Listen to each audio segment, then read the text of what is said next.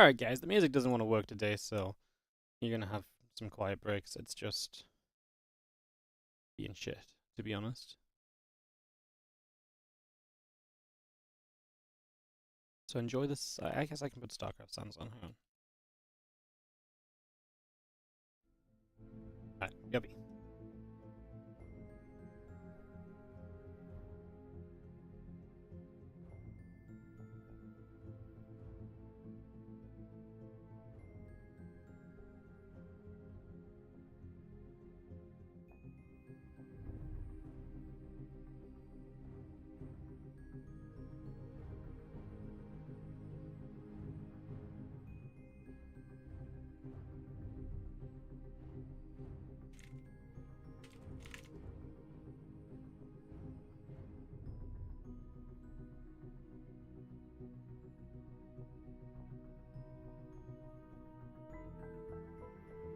It wasn't that an exciting minute while I finished up a couple of things. Hello guys, welcome.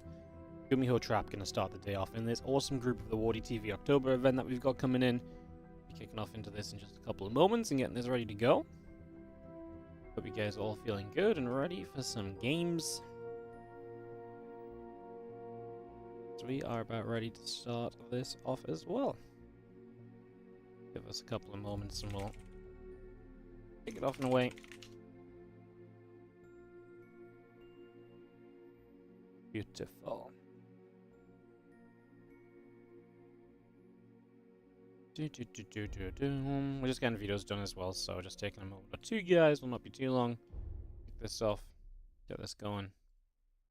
All of that goodness.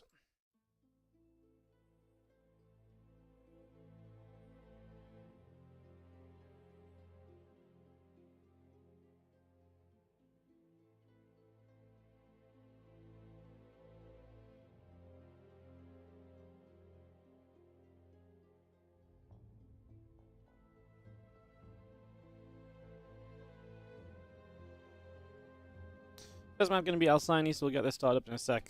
Let's get this hosting going. Sorry, I'll be with you guys properly in one moment. I probably could have done with another minute before coming to talk, but that's okay, you guys. You guys get it.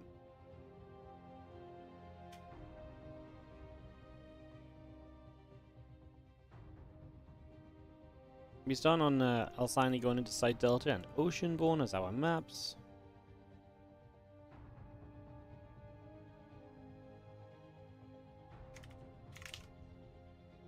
And again, starting the day with Trap vs GuMiho, we're going to have Clem playing later, Solar playing in a little bit as well. We're going to start off with all the career matches, and then we're going to move over to NA and do the Clem versus everybody matches after that. So that's going to be the lineup of things.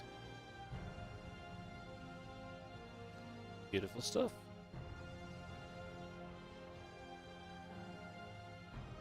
Alright. Trap and GuMiho are here. Who else am I missing? You probably want to be in this lobby. There's one more person that was here yesterday that isn't here today. Who is that?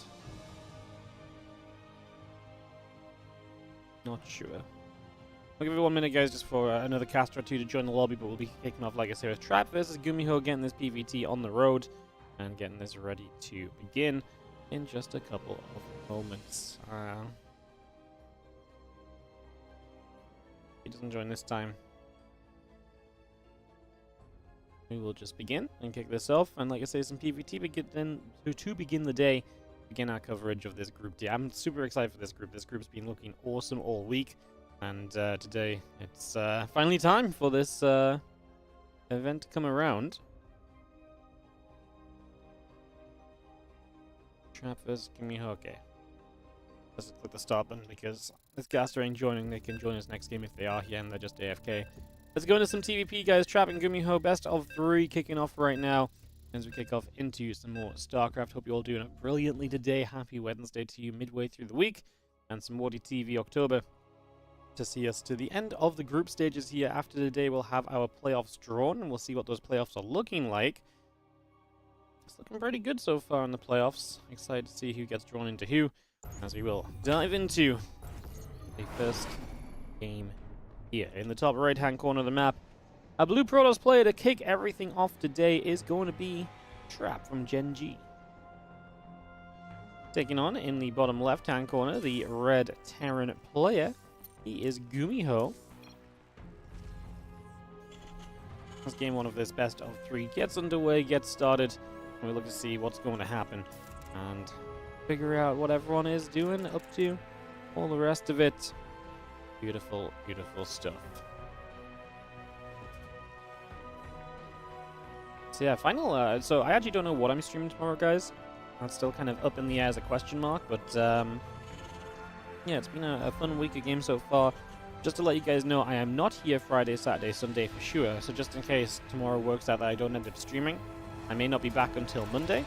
So like I say, that might just be the way that things pan out. We'll see. I kind of like the idea of doing a little stream tomorrow, but I'm not 100% sure right now. So it might just be that we're back on Monday with WardiTV Mondays again and the playoffs of this event. I'm going to play in a Pokemon tournament this weekend, so I'm going to be gone. Like I say, Friday, Saturday, Sunday for sure.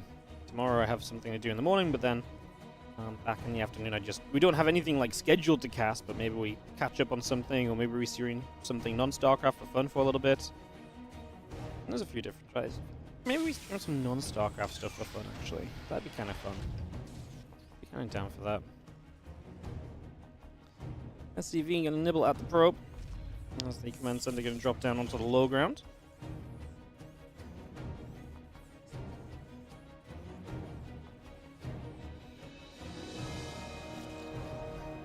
Nexus on the way, Cybercore coming up. Command center already getting placed, and the factory is on its way as well, so going to see GuMiho heading into that factory tech, and we'll be able to utilize that in his favor over the next few minutes. We'll see what sort of aggression he wants to bring. As the factory quickly, because he goes no Reapers, that speeds everything in this build order up by about 50 gas. So that's obviously really nice. As the Stalker getting Corona boosted out. Warp Gate still building. And yeah, the Marine just patrolling this high ground. Well, there's a probe going to try and get up to the high ground. Marine comes over, and the probe will take quite a few shots already, so a few hits on that probe, it gets turned back around and away here. Twilight Council building up, the Adept and the Warp Gate coming through, Nexus about to complete as well. Marine gets up to the high ground, couple more Marines coming out, Cyclone in production, continuing to get a building where possible.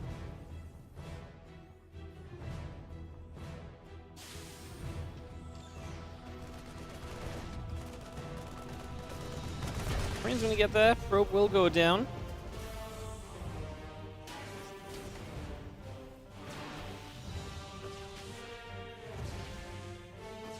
Marine's just chilling, Stalker's gonna go poking and prodding.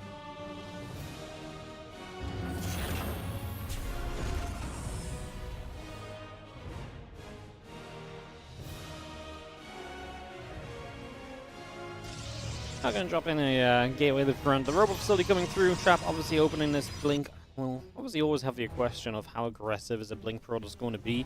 How many gateways are we going to build up to, or something along those lines? Marines and the Cyclone pulling back together. As the Adept and a couple Stalkers coming back over. And just going to be seeing those Stalkers still pinging away as the Marines pull back. The Adept going to try and move through again. The music in the stream is distorted. That's probably because you have low latency mode enabled, and your connection's a little bit spiky, so it's distorting the sound while trying to keep the video constant. If you're looking for the replay pack from the last tournament in your Discord but you couldn't find it, all replay packs go into the subscribers channel.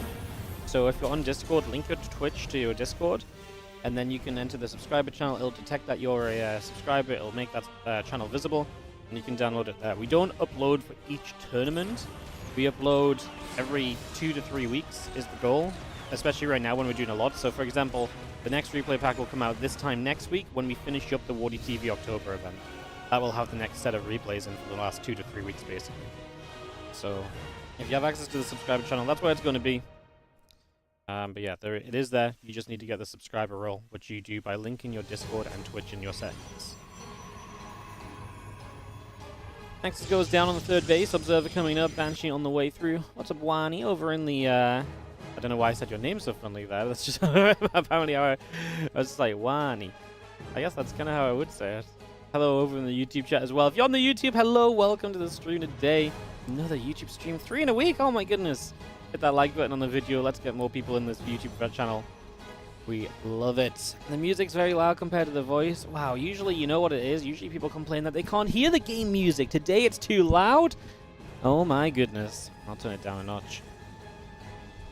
Some people, I mean, you know what? This is one of the things I've realized is such a personal thing, actually, where it's like, personally, I like the music and the game sounds to be a little bit lower, so I don't have to fight to hear the commentary. So I've always had it on the lower side of my stream. But when we go to events, I'm like, man, the game sounds and the music are so loud. And they're like, yeah, it's the same volume as the commentary. I'm like, shouldn't they be quieter? And they're like, no, this is good. This is what people like. I'm like, what? That's crazy to me. But, I mean, it's literally just a preference, right? Some people like it one way, some like it the other. The Banshee's poking could absolutely do a lot, as GuMiho has been pushing up. Marines, tanks in position here already. This battery going down, and Trap is just evacuating the third base, so he's not ready to defend that at all. That's surprising to see him give this third base up so easily. The Immortal, no! Gets dragged in, chasing the Cyclone. We actually save it. And oh my goodness, for now we're saving the base. I don't think that's going to necessarily last. 2 probes lost during this. That's not going to go up very quickly, but it will go up slowly with 1 Banshee hitting the probes on the battery in the main. Stalkers come around the back. Oh, they didn't quite one-shot the tank. It took an extra moment to go down. Now you have the Banshee coming, or the Stalker getting back over there. Banshee taking another few shots. Stimpack and +1 continuing in. Stalkers pulled back. The Marines and the tanks join back up together.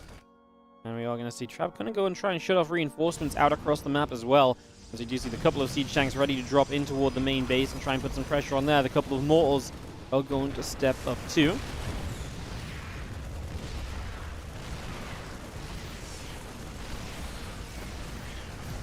Talon goes down, depowering the gateways and the Twilight Council there. This is going to be interesting though, because these Stalkers are in the main.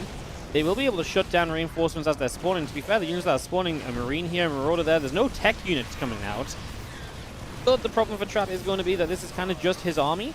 But if he can trade super effectively with this, there is very much so a chance that he does some serious damage, and then you can maybe look to being back at home, and maybe you can actually, you know, recall these Stalkers back and do okay. We're starting to lose some of the Stalkers. The SCV surround comes about. 16 workers killed so far. Obviously, GuMiho is still on the edge of the main base of Trap on the other side of the map. They're not making any more progress. 2 Immortals are currently holding their own over here as Trap is making magic happen with this counterattack. GuMiho is cut down to 37, 36 SCVs and dropping. As we are going to see the 2 Immortals thinking about stepping forward here. They want to just go while the super battery is available. I get it, but that wasn't it because the 2 Immortals, I mean, you just couldn't hit the first tank straight away. As Stalkers now recall, a few Zealots are here. Remember that those Zealots are chargeless as well, though, because they had that Twilight Council depowered. And Trap, I just don't think is going to have the army supply to make this work in the end. It was a natural, very valiant effort, but it's just not good enough. And GuMiho is going to snatch game 1 from under Trap in this opening game of our opening series of this Group D. Alright, second half going to be Side Delta. We'll get that going. I'll bring this up in the next couple of moments.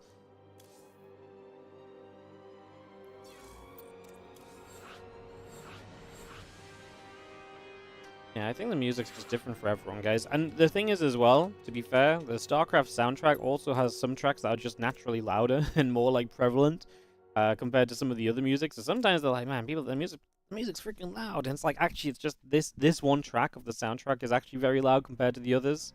Just because it's a bit more booming and a bit more, like, billing of a track. So yeah, I never blame anyone for having any opinions on the volume. Unless you tell me I'm muted. Everyone's listening on different things as well, right? So hard to get it perfect. I've been looking into trying to just increase the volume of the stream overall. It's surprisingly difficult. Like, it feels like it shouldn't be, but it apparently is kind of difficult to actually just up all the volume across the board. But I think I might have a way to try out, so I'm going to be trying that out at some point. Because I know my overall volume is generally a little bit lower than other channels and stuff, so something we're looking for, as you have in the bottom right. It is going to be our red Terran player. This is GuMiho. He takes the first game of the series just like that. A 1-0 lead for our Terran. As we have to the top left of the blue Protoss, we are going to be going in-game with Trap from Genji. Or Genji. I never really know how to say it. Like, to me, it's like, it should be, I guess it's like Genji. But it's just so weird. I don't know why it's so weird, but saying the G at the end makes... Like, if it was just like Gen Trap, then it'd be fine. But like Gen G, I almost feel like I haven't got the first G out of my mouth before the second one comes around. And it's like, oh my god. My mouth's so full of G's.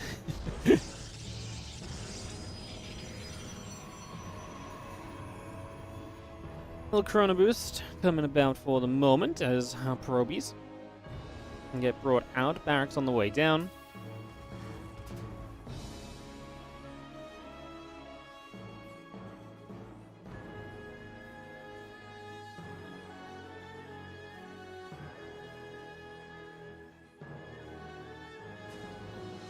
Every game looks like this recently, where Protoss can't hold the Terran push.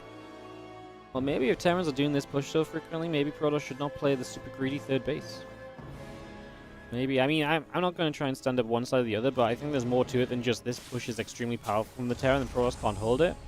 Protoss players are consistently going for a very fast third base off of pure Stalkers, and the Terrans have created this timing to hit when the Stalker count is not super high. When the third base is up, the tech is not quite online beyond the Stalkers, and so they can get in position and do a lot before then. There's nothing that says the Protoss player has to come out and take the third base at that exact timing, right? I mean, you can play 2-base tech, you can play into Colossus, you can play an extra gateway and play the 3-gate Blink Stalkers as well, which would help you. I think the problem is, in this case, obviously, GuMiho sits back a long time, so I think Trap was almost a little bit ready to kind of fight early, and then he sort of thought, oh, nothing's actually coming. But then GuMiho's army did come across the map, and it was very powerful because there's 2 Banshees, 2 tanks, a lot of Marines. He never built a second Cyclone, skipped the Reaper, so obviously everything comes out from the factory a little bit sooner as well. Those couple of seconds do end up mattering. And even then, Trap made it somewhat close. I actually think with a... I think if he found a better moment to engage the Immortals into the 2 siege tanks, I actually think he could have done okay. Just trailed out on army supply a little bit too much at the end, but... I don't know. I don't think this was actually that far away from being a hold, considering Trap was playing a fairly, like I say, somewhat greedier style as well. So...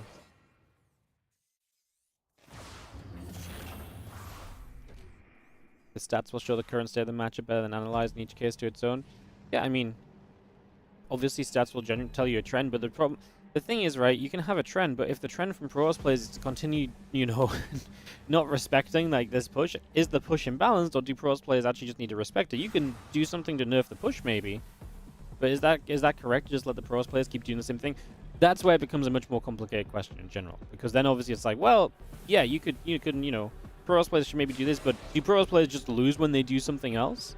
Right now, all I'm seeing is Protoss players continuing to do the same very greedy 3 bases. Until I see them doing other things and it's also not working, I feel like it's let the meta develop and let the meta switch around. I feel like this has been a thing for a couple of weeks.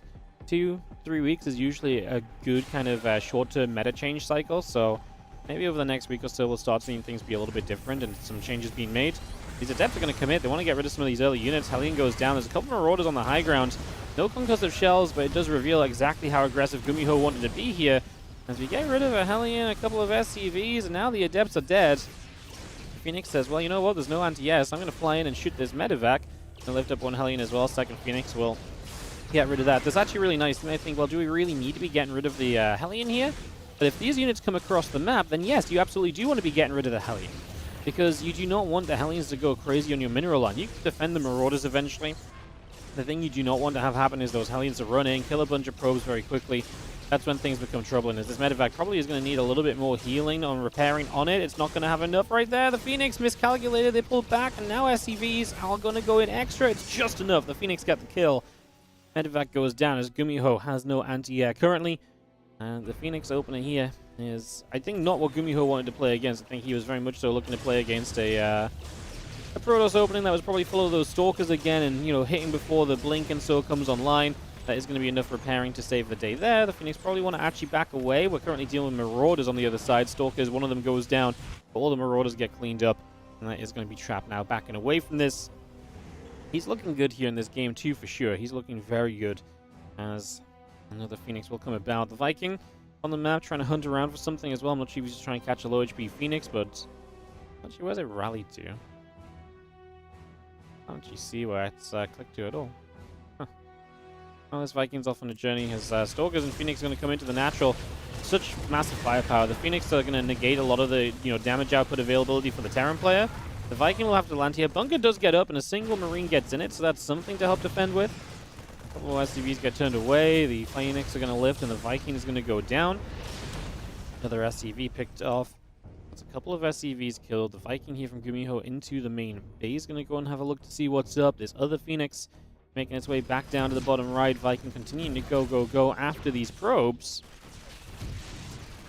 5, 6 workers going down here. A couple Stalkers will continue to go, and we will pick that Viking off for the moment as well. Forge still coming in. Probes in production. Phoenix producing. Phoenix dive into the main, and a couple of Marines are there. Going to be seeing the Widow Mines coming about. Phoenix will be turned back around as the Marines get there as well. Stand back in production. The command center and the missile turret coming through also. Make it a couple of missile turrets actually, as our Phoenix continue to gather up over on the left. Missile turrets continue to come into play. Another Phoenix shows up right now.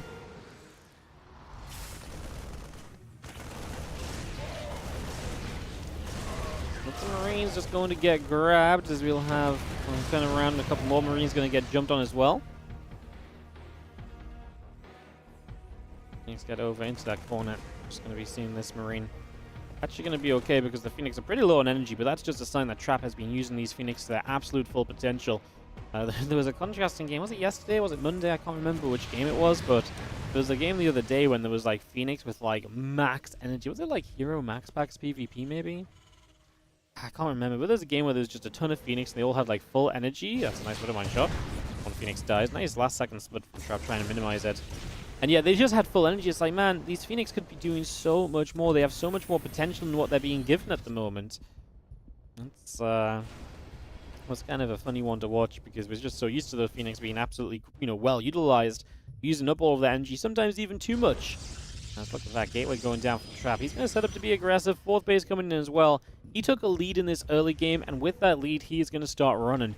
He wants to extend it. He wants to draw it out in his favor. He's going to do everything he can to put this into a better and better position as these Phoenix going to lift. The Widow Mine goes down. Viking going to get jumped on. Oh, that second Phoenix going down, actually. Yes, it was. 2 Phoenix dead. Combat shield and +1 attack upgrade coming through. The other Phoenix going to turn back around. Stalker Zealots in the Archon. A couple of sentries coming back to the front as well. It was yesterday. Yesterday, Hero versus Oliveira, maybe? Too many matches of StarCraft 2, can't remember. I just remember it happened. Remembering the specific one is tough. As the Ghost Academy comes through, Armory coming up. That means that +2 upgrades will be ready soon, but we actually are only on a single engineering bay, and that engineering bay just started +1, so even upgrades are not super great for the Terran, as we are going to see Trap moving forwards here. He's going to start trying to fight this. I mean, the Phoenix getting chased by the bio units, but those bio units are here without support. The medevacs are only just now showing up. The medevacs are here to evacuate 3 final units. If you think about going into the natural, I think we could have done if the Phoenix were there with the lift. Now there's only 1 Phoenix left. It is going to get a lift off. That's a massive Phoenix lift from so far away, as that tank's unsieged anyways. This bunker is going down. Having your natural broken into like this is never a good sign. SCVs will hold position. That will force the Zealots to derp out as they try and charge on forward towards units. The SCVs attack, and then they hold position. The Zealots hold position. Trap takes game 2, and we get tied up 1-1. As that is going to be our attempt to go into game number 3. Oh, always exciting to see a 3rd game of a series, especially early. You guys think it was versus Oliveira? Yeah, I think so. It was on Ghost River, right? Is what I remember. It turned out to be a pretty sick game, actually, that one. Stargate openers look way better recently. Yeah, I mean, I feel like we're in an age where the Terran players are being super aggressive. They're being very in your face and, feisty. Maybe it really is just, one of those times where we just say, you know what? Yes, let's play a bit more into the Stargate play and don't, open ourselves to all of this 2-base Terran aggression. This is what I mean. This is why, metas develop, and I feel like you just got to give it a couple of weeks to be like, oh, right, okay, so yeah, actually, Pros players are going to start doing this, and then the Terrans, those builds don't work as much over the next week or 2, so they stop doing them, and then boom, the Pros can go back to these faster 3-base Twilight openers. That's the beautiful thing of StarCraft. People say, StarCraft's so boring, we need a patch to mix it up. Yes, a patch to mix up like the general game is never a bad thing. But man, the game is consistently developing and changing on its own without those patches, right? That's probably why StarCraft is still doing so well. Because even without the love that StarCraft, probably should get, it can still develop and change and be interesting. I see so many people being like, man, well, we just keep seeing the same players playing each other. I'm like, yeah, but honestly, like, it's very hard to pinpoint, like, a lot of matches looking very similar. Like, some days, yeah, like, I'm like, okay, that was a very standard set of games, but, like, we get so many days where the games are a bit different, little things are being changed. I can understand the sentiment of, like, I see the same names and I'm bored. But at the same time, it's like these same names are playing excellent StarCraft 2, and to play at this excellent high-tier level, you've got to be changing the little things up all the time. You've got to be constantly pushing the envelope and being like, right, well, they've started doing this, let's do that. So yeah, I just don't feel like we're in a meta where it's like, we need a patch to fix this, right? And sometimes that's the case where it's like, you know, we've had that in the past where it's like, it doesn't matter how much you try and change, that one obnoxious strategy is still just going to be way too good and way too dominant. I'm looking at Broodlord and Fester, thinking about some of the Void Ray Sky Toss things. A lot of PvZ examples, but yeah, it's Broodlord and Fester. But you know what I mean? Like, in those moments, it's like, yeah, maybe we actually do need a patch to mix things up in a bigger way. I just don't think that there's anything in the game that's kind of like obnoxious like that right now. Maybe if there's anything like it, it's kind of like later game TVZ can be very difficult for the Zergs if the Terrans just freely get toward Ghosts and so, but I still feel like we see a fair amount of TVZ where the late game is back and forth and the Zergs do overwhelm the Terran eventually. So yeah. On the right side, Trap is going to be our blue Protoss player. GuMiho is going to be our red Terran top left. Get into game 3 of this one. Little rant from me. Oh, you guys got me. You guys got me ranting and talking and doing all the extra bits today, huh? Alright, well, we do have a probe that's going to come patrolling around for a couple of moments. We do have our Reaper and the Orbital coming up. The Cybernetics core coming in as well. Like in PvT as well. Liberators are too good. Liberators are very good, but that's also like a compositional thing, because once the Protoss player actually gets Tempests out, Liberators are not as good as they often are. The issue is Terrans seem to keep finding themselves in positions where they can get to the Liberators before the Protoss players get to the Tempests, or comfortable getting to the Tempests.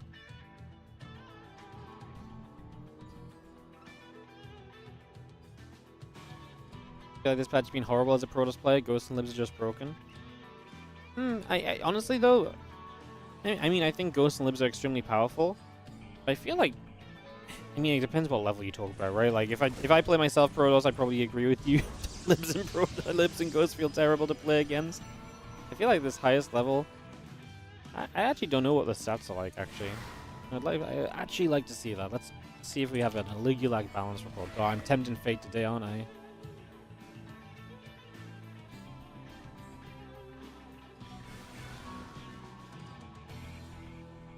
Protoss has been overperforming. TVZ is the least balanced matchup right now, apparently. Apparently, Protoss is favored in both their matchups, only by a single percentage point. Apparently, Protoss are favored in both their matchups, and then Zergs are down against Terrans. I wonder if the TVZ factor is just we don't have a lot of Zergs playing, but... That's interesting. It's the most balanced PvT has been in like 3 years, according to Aligulac. I mean, this is just Aligulac, this is not the be-all and end-all, but it's always a pretty fun little indicator of what's going on. It's interesting. Anyways, let's focus up on the game and some really inviting balanced talk, which I probably shouldn't be doing. Sorry, moderators. It's okay, the moderator's on holiday. Reaper comes over, our Blink and our Gateway's coming up. So we're going to get into the 3 Gateways here from Trap. So back to a Blink opening. This time we're going to get 3 gates. And get that Stalker count rolling, and we will see what Trap can do. And then we'll see if GuMiho tries to be aggressive. It looks like he will. Tank. Second tank now building. Cyclone already out. Liberator on the way is a great addition to this push, or distraction for this push. You know, pick and choose which one you want to use it as. Send it to a mineral line, pull units out of the way while your main army gets into position. Or bring that Liberator with the push and just use it to siege up and push into that location even more heavily.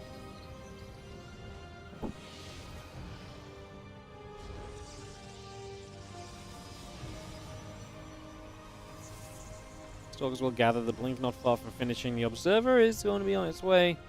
This Trap could really do with like an additional warp in. I mean, he's building a second Observer, which is great for information, but like, this is I mean, I guess he's not building a third Nexus, right? So he probably doesn't feel like too endangered here. The units of GuMiho just going to sit up there, and that Observer will find them. The Stalkers know where these units are at. They could just walk into the natural right now, pick off a couple of units. I think GuMiho has just recognized where those Stalkers are. Trap is going to try and find something. So yeah, he's going to find a couple of Marines here. CVR2. Then you can recall home to play defense, right? So this is already Trap coming in to get quite a little bit of damage done. GuMiho chooses, upon seeing these Stalkers, he's just going across the map. Well, Immortal is now on the way. The only thing I would say from Trap is, like, he could have maybe built the Immortal before the second Observer. He's going to get a lot done with these Stalkers, though. The tank in the base is going to be clearing away already. I think it's recall time, as these Stalkers are not going to do anything on their... Okay. Yeah, that ain't going to be it. As this Immortal's going to pop out, but we're not actually going to have ourselves a battery here anymore. We're going to blink through, going to get rid of the Siege tank at least. Okay, there is one tank in the back, obviously, but the benefit of this right now is that tank needs to still step forwards. Second Immortal on the way. Pylon coming up to repower the Robo facility. We're going to be losing another gateway if this continues.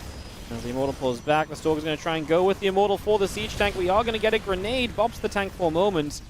I honestly think, I mean, the big thing of this was really just the fact that I think that we actually lost a lot of the Stalkers unnecessarily as Trap. It was very messy with his defense on those Stalkers. This Immortal will pull up to the high ground. I think he's going to get there defensively. It's just going to take a long time. And obviously taking a long time means that GuMiho has done some pretty okay damage with this. This Immortal should definitely get up to the high ground and get to safety. That is a defense from Trap. Up 6 workers coming out of this. That's fairly reasonable. Third CC starts from GuMiho. Of course, Trap does this while only on the 2 bases. He just lost so many Stalkers to those few Marines. I understand he's maybe looking across the map, but those Stalkers just sat there trying to target down the Cyclone at first. I just don't know if that was the right call. He could have blinked that back and... I mean, he just could have had much better micro, right? He could have saved so many more Stalkers than he did. There was a second time where Stalkers died to Marines, but he didn't really need them to. So nice defense to kind of clean it up, but messy defense as well. Especially when he starts by killing so many SCVs. Now it looks as though if he had killed any of those SCVs, he would have lost the game here. Which probably would have been true. Obviously, if he wasn't killing these SCVs, those Stalkers would have been at home. It would have been a different defense in the first place. So, different ways to look at it as Marines continue to gather. Dark Shrine has finished up. We do have some missile turrets building from GuMiho, but that doesn't stop the DTs from being an annoyance and keeping... Even if you've got detection, keeping some units behind to actually kill off the DTs is, you know, sometimes a concern. Prism coming up so we can move those DTs about quite nicely as well. Oh, we actually canceled the Dark Shrine. No! I thought that was going to be quite a cool little play. Anyways, Temple Archives coming up. So yeah, cancels the Dark Shrine, gets the Temple Archives going. I wonder if it was just scouted? Where was the Dark Shrine? I didn't actually see where the Dark Shrine was originally. I don't think it was scouted. Maybe it just feels as though... Maybe he just saw that there was like a missile turret up, so he decides it's not worth it, and so he just goes into the Temple Archives instead, preserve some money. Prism loads. We're not going to go across the map with the Immortal and a couple of Stalkers, try and find some damage.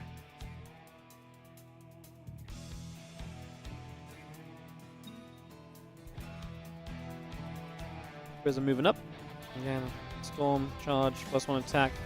All coming around. The 1-1 upgrades and Combat Shield building on the side of GuMiho as well, so we continue to bring that through. A couple of Marauders coming in. Prism's going to unload into the back of this main in a couple of moments. And there's units here, but that doesn't stop us from actually getting a couple of kills still, although I was going to say that Siege Tank's about to fire again. I'm going to go for the missile turret, which is a fun little pick-off. This sort of thing which your opponent will probably just rebuild, so it's kind of guaranteed damage done. You kind of want, if you build that missile turret once, you probably want to build it a second time, so... Prism just needs to be careful, because we're dropping in towards the drop of medevacs. You don't want to let that go off. That could have been obviously very dangerous as well if you're not being careful. Medevacs pull back over by units on the move. Immortal and +1 attack upgrades coming in. A couple of cannons keep on building as well. A Ghost Academy and Armory producing through from GuMiho. And again, Medevacs, Marines, Marauders, Water Mines all continuing out.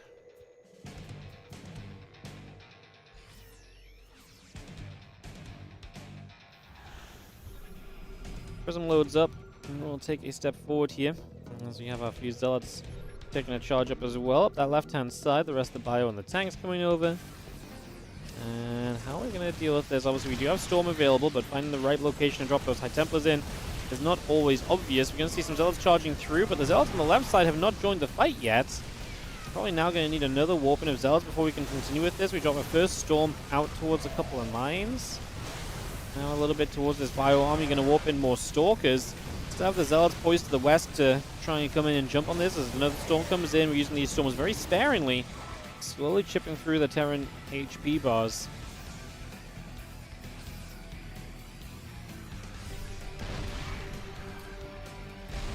Mortal taking some shots as well. Going to send that one Zealot forward, and it's going to allow him to storm the tanks. Very interesting move, because now these tanks are going to be low. We're going to try and jump another storm on them. Yes, we are. So the tanks are going to drop down dead in a second. Reinforcements just now showing up from GuMiho. Took Trap a little while to figure out how he was going to try break into this, but in the end, it turns into a pretty nice push forward. Those Widow Mines are going to go off on a Zealot and an Archon. We actually saved the Archon. Cute lift up from the Prism. Obviously, with so much going on at a time, getting a little lift on that Prism is really nice. Not easily done.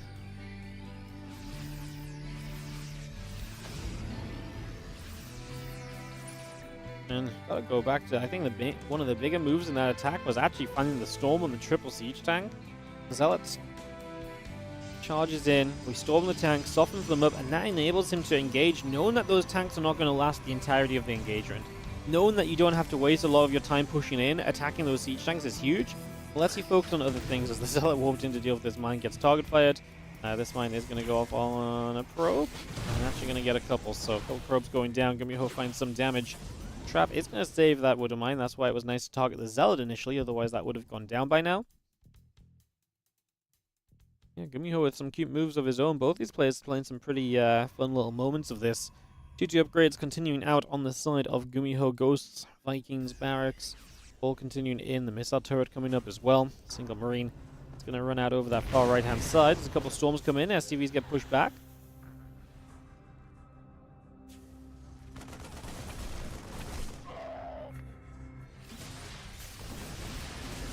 Bio units just going to get in there. Zealots get chased out. 2-2 upgrades. We'll be finishing very soon. Again, the Viking, the Ghost coming through. Our unit's going to turn back around onto this set of rocks.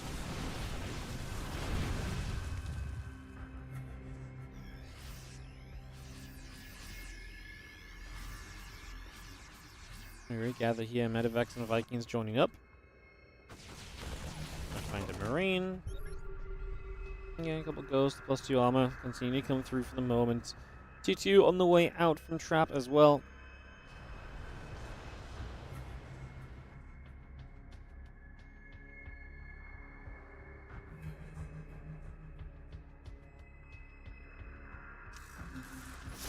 Cells will charge up, gets a Widow Mine. The Viking's going to come through also. Observer moves off over to the side. Stalker shoot at and take out a Viking. Again, 2-2 upgrades continue in. The Prism Speed is about to finish up. The Disruptor's still on the way. The Nexus about to finish.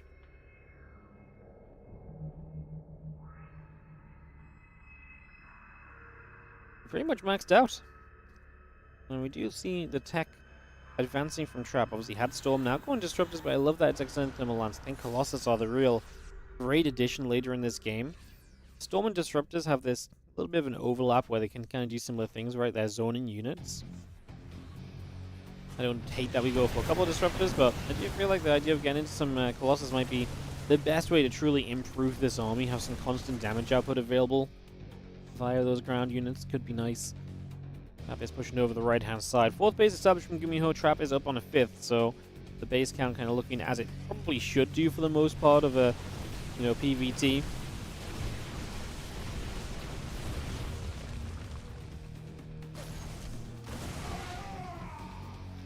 Goes coming through. We still have the 3-3 coming up, +2 ship weapons on the way as well from GuMiho right now. Cloaking still on the way by. And see Protoss Army of Trap heading back down the bottom. Nexus will set up as well.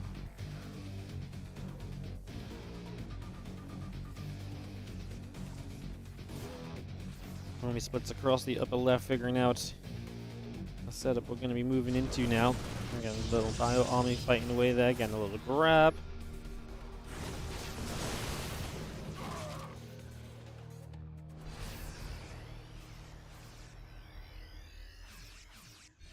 And Thermal Lance is about to finish. 3-3 coming up. Bio going to jump down the low ground.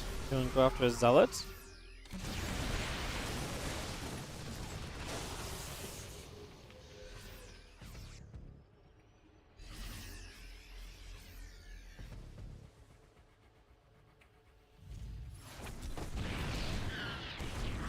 Let's come over. Let's going to be seeing the rest of the Bio continue to fight. We are going to be playing a little bit of cleanup. Obviously, both players are kind of at that stage where attacking into the opponent is a little bit scary.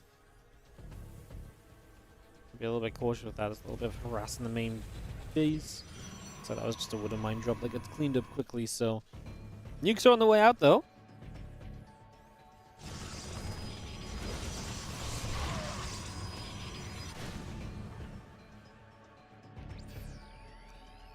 Moving back over, just seeing the Biounts coming around, the Observer overhead. So again, our +1 air weapons and Stargates and Fleet Beacon continue to be brought up as well. Another Storm coming out.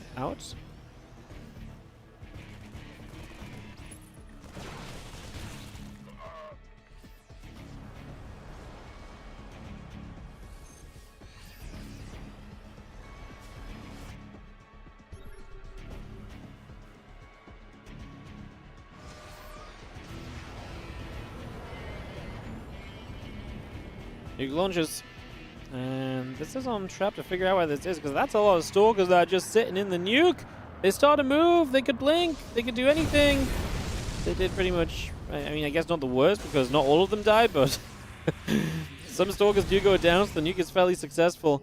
Looks as though we're trying to skirmish top right with the main armies. Disruptors leading forward, but there's a massive army bottom left. Following this nuke, going to capitalize on seeing that there's just not a lot over here, and we are going to knock down this base. So Trap not split up effectively enough, and his supply plummeting here. He's just lost a lot of probes and will lose a few more. He lost a bunch of Stalkers to that nuke, and obviously the start of this fight wasn't pretty either.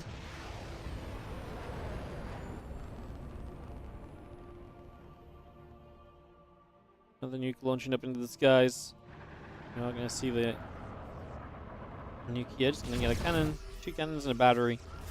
Nothing too major. Disruptor's going to try and go up the ramp to the left. Here on Oceanborn.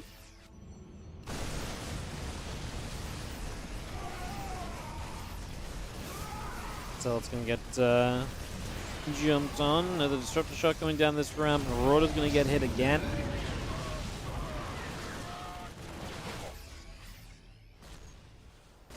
Base on the right side being dead. I mean, terrible few moments to Trap. GuMiho winning all the little things right now.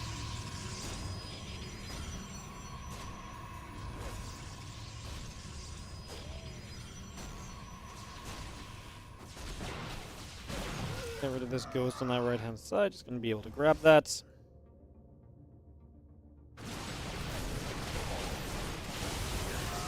Storm comes through. Medivac actually gets jumped on. The Stalker's blinking forward.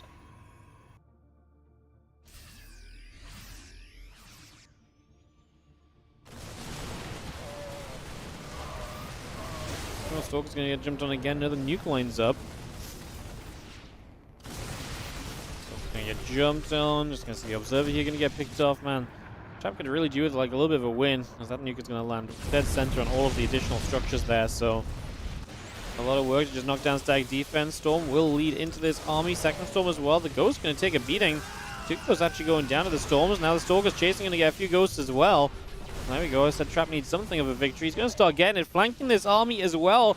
He's going to get this army caught, and I don't know how GuMiho is going to fight his way out of this one. Disruptors are going to fly forwards, and GuMiho's army is going to get shredded. The medevac that loads up some units gets taken down immediately. Everything dies from GuMiho, and despite winning multiple smaller skirmishes, it is Trap that wins the bigger fight, and suddenly we're pushing onto this base. There's going to be a nuke in the natural of Trap, but we have a Tempest out, so there's Tempest production coming for the Liberators. I don't think that's necessarily going to matter right now, as the probes killed the Ghost, cancelling that nuke. And now, still pushing forwards, Trap realizing the opportunity. He can just keep on sending this. Storm's coming down once again. We blink forwards for the Liberator kill. The Immortals are going to keep on firing. This really does look as though we have got ourselves GG, maybe even on the board, after a pretty tense game where there was a lot of hesitation and not a lot of full commitments. Trap really found his moment to just send this, and I mean, Liberator sieging up is not going to be enough. GuMiho, so many cool little moves, but just gets himself completely caught on the larger fight, and that's going to be GG. Trap is going to open up with the first match victory here today in the WardiTV October Group D. And he will go to 1-0. GuMiho 0-1. The map win could be important. We saw yesterday Hero 2-1 at the end, but knocked out because of map score. So the taking the map might have a role to play down the line. We're going to get Solar versus Trap coming up next, guys. Going to get this CVP ready to go for you. A couple of solo games in a row. Solar versus Trap, Solar versus GuMiho. Then we're going to get the Clem games going. Then we'll play GuMiho, Trap, and Solar in that old order a bit further down the line here today. So that's coming up in a little bit, as the games today continue to look great. First matchup, already a lot of fun. And obviously, like I say, plenty of great best of threes to come as we make our way through all these games.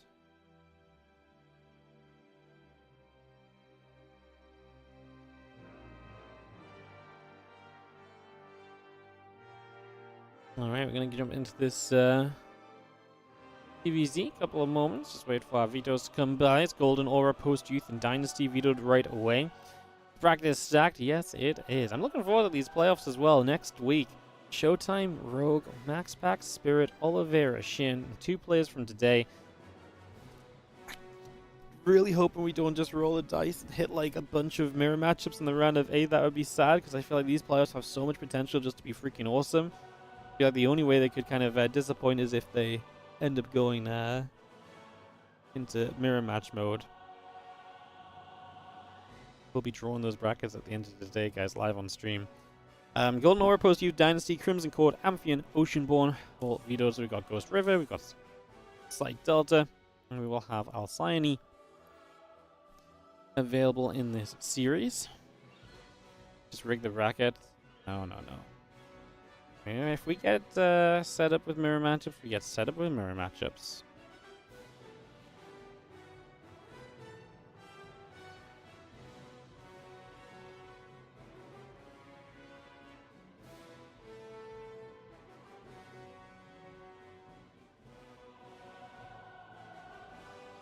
Alcyone, alright. Alcyone just start us off. Second map goes River.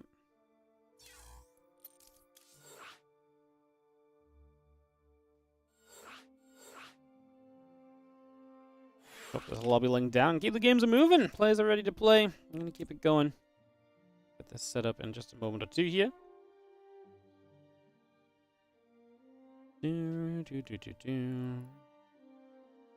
That's some Trap from the lobby. An important addition to get ready for our second series of the day. Showtime beating Rogue and Bjorn as Wild, or the VODs anyway? Yep. I'll give you the VODs link. Sure you'll be able to find them. It was last week. As we do have Solar and Trap both ready. Perfect, let's do it. Let's go into our second best of 3 today. PvZ time, mixing up the matchups. I guess this is going to be our only non-Terra matchup of the day, actually. Yesterday, our only non-Terra matchup came like right just at the end. Today, it's going to be the second series. As yeah, we work through this. So it's going to be Solar versus Trap, then Solar versus GuMiho, and then, like I say, Clem plays through against 3 Korean players back to back to back. Get all of our Clem action in at the end there. Very exciting times, guys. Appreciate you all being here. Appreciate you all tuning in. Thank you for dropping by and enjoying some games with us.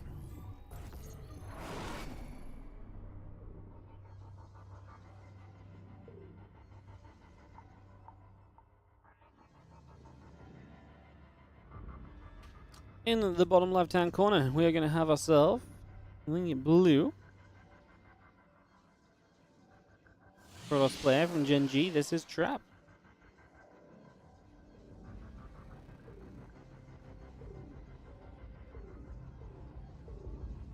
In the top right, our red Zerg is going to be Solar. As we get going here on Alcyone.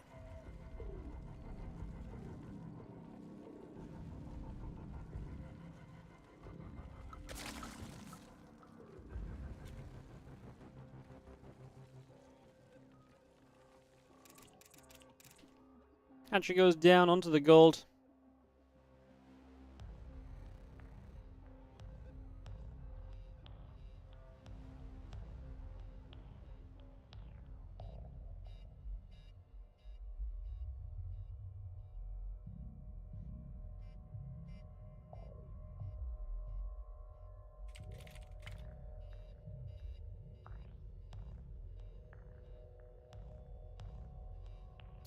Gonna have our probe moving about. Forge is coming up from traps, so he is going to look to punish this gold base, potentially by putting a pylon and a cannon on it, but the Forge will see it. I don't know if that really changes anything.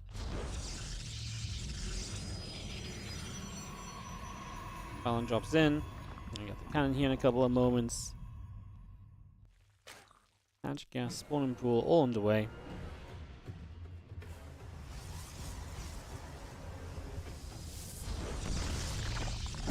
So hatch cancels, and we cancel cannon. So it's just going to pull away, not have a gold. So there's trap, investing into making sure the gold doesn't come up. So that works just as you would expect it to. And that probe now pulls back and away.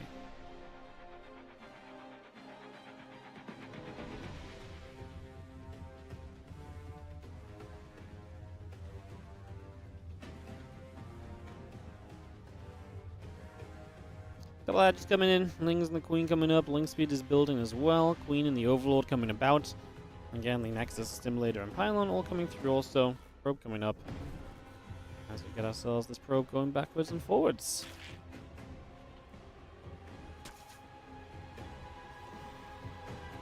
Again, Wolfgate coming in, the Adept going to continue to shade up towards the top side. Nexus, Adept continue to produce, the Lings are coming by, the Queen's coming into play. Now the Adept is just going to get there. First Ling goes down and we will start some of this harassment.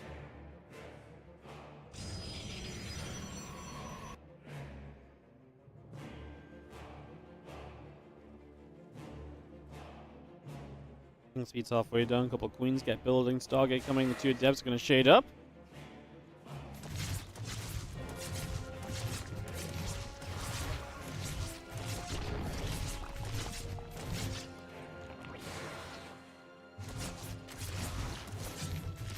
Is going to be there. Adept gets pushed away. Stargate continue to come into completion. Gate and the Warp Gate coming online. Couple more probes coming through. As we do have our Ling speed about to finish. Drones on the way. Queen and the Overlord getting built. Obviously nice to get some harassment in, but so to say Solar handles this well. One drone, one Ling. The Adepts have backed off. We will have the Oracle obviously out soon as well, which will be fun to witness as the couple of Adepts come shading by.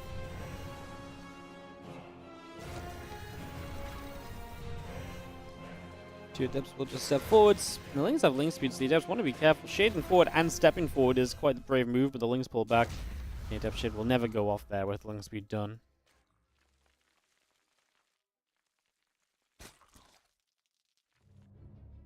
Adepts move about. Oracle on the way.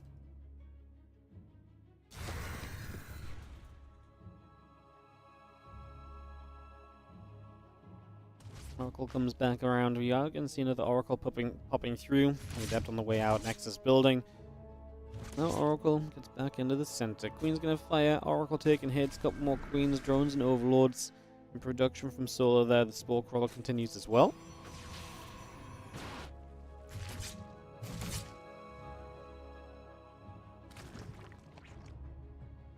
Oracle gets back down the bottom. Ling's going to move over. The Nexus obviously is protected by the Oracle, so the Lings will not commit. Now with the other Oracle popping out, I'm going to have three of them to try and harass with. We do see Adepts into a mineral line, going to find two drones. The Ling's out of position to protect this. We get three workers, going to let the Adepts shade to the main, and then force the Lings to decide if they want to come chase the Adepts right now or chase the shade. They do chase the shade. It's actually a pretty good split. 5 workers. We do not find 6. Not bad, though, to get 5 workers here out of that. Very nicely done.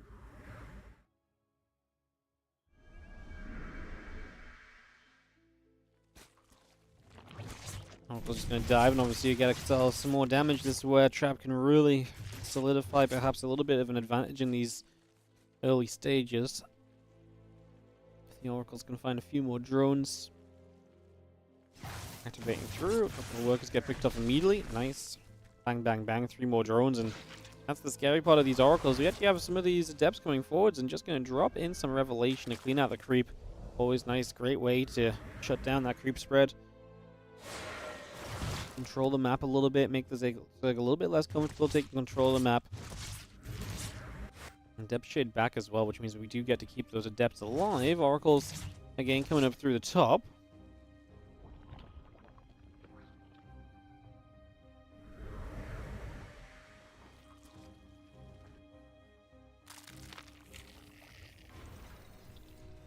Obviously coming through, a few more drones go down, +1 and blink. Going about, Oracle moves back over that right side. We do have more Oracles coming over as well. Again, the gates come through. Robot facility coming about. The assimilators coming in. Stalkers on the depths. We'll get back to the middle. Picking off a Zergling as we go. Roach speed is coming up. Again, Overlords and drones still producing. The Evo chamber coming by.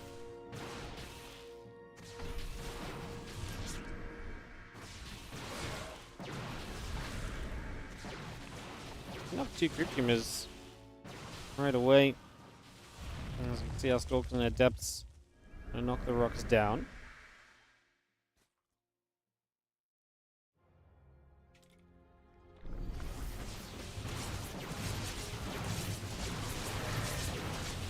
Oracle's gonna activate. Hatchery will be going down. That's a nice cancel found. Queen's gonna go after the Stalkers. The Lings gonna try and get towards the Adepts.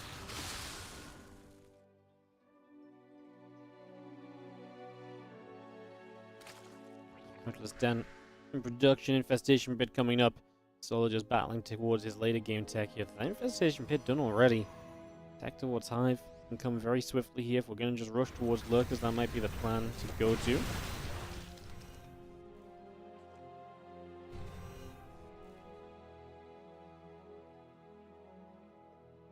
Stalkers in the center, just gathering. Center Thermal Lance coming through, +1 armor on the way.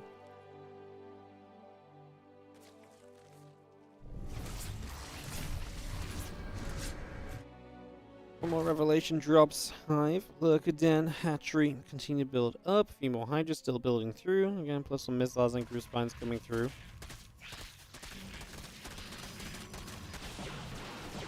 I mean, there's a killing counterattack on that 4th. We'll see if they can get it. They do get it, so the 4th down.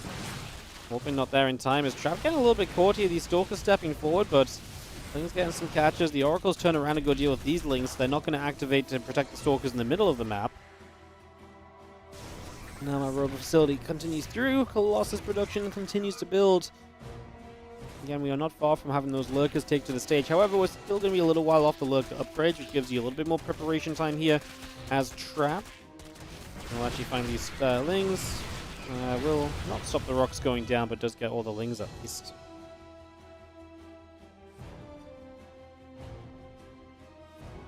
Extended Thermal Lance is about to finish. The +2 attack starts. Quick link across. A few of these Lings are going to begin dropping. Oracle activating. A couple drones going down. Lings still getting knocked away at here. Immortal helping to fire up onto those Zerglings as another Queen comes over. Oracle gets chased away. Size explains. Muscular Augments both on the way up. Continue to bring those through.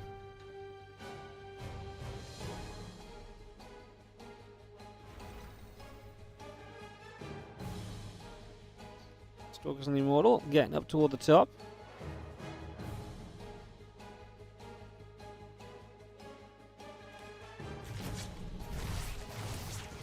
Oracles will activate. A couple drones go down.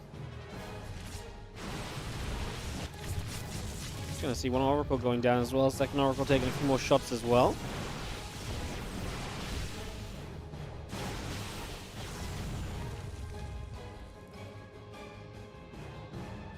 Roach is moving about.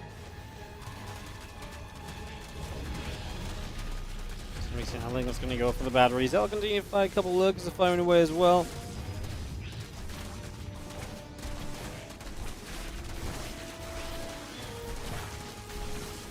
You see this, the Colossus is a little bit too far forward. It's looking as though it's going to get caught by those Roaches. Doesn't even need to. The Lings will get the job done. So the Colossus goes down. These Roaches are going to continue to dive in.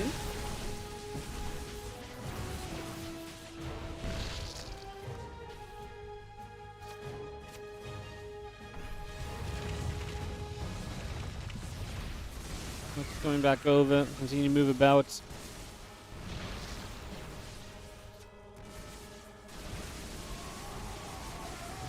Gonna see the Lurkers and Lings continue to fight around. We are going to see those Lurkers stepping up. Trap is going to struggle to really stop these Lurkers at this point, already being in position and everything.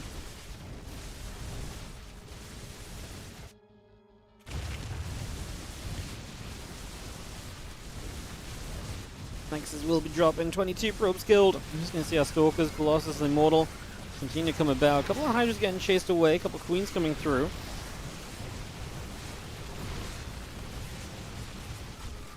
Lurker's still trying to step forward. Just going to see the gateway coming about. I mean, the counterattack's nice from Trap. I just don't see him ever really doing enough here. You can see the units are kind of thinning. The Lurkers are still a massive issue on the other side. The Robos are here as well, so they're going to get jumped on. And that's going to hold some of the major production you probably need to keep alive. This Colossus is putting some serious work in, but here come the drones as they try and play the defense. We'll start to step back, some kiting necessary. A lot more Hydra starting to spawn as well. The Lurkers on the other side are still going untouched, it seems. One Robo depowered. Second one going to be next on the target list. Trap gets another warp in off. And he decides to cancel it, maybe send it back on the other side. The main issue for Trap is if this army ever collects together, it's going to be even tougher. Little taken out. The Lurker step over to the sides. Cannon goes down. Battery. Nexus. Pylon's going down. Lurker's going to burrow up. Archons are going to get jumped on. GG says Trap. And Solo is going to take game number 1 as Trap just struggled to really kind of get his army into what it needed to be following a couple of the fights. Put him in a rough position, and that is going to be Solo able to take game number 1 of this best of 3. As we're going to go into Ghost River. Game number 2. So Solo takes the first game.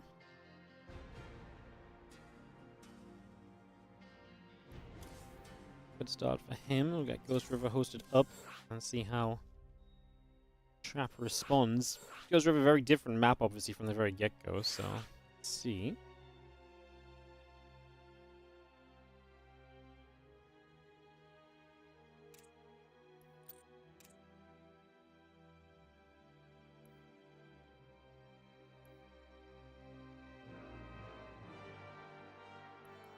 Is immediately ready, so we can jump straight into this.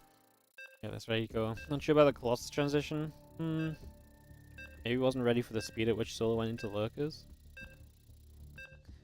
Yeah, it was just kind of fizzled for Trap in the mid. It didn't feel like he really had anything going at that sort of stage. Popping into Ghost River for game number 2. On the top right hand side, Blue Protoss is going to be Trap.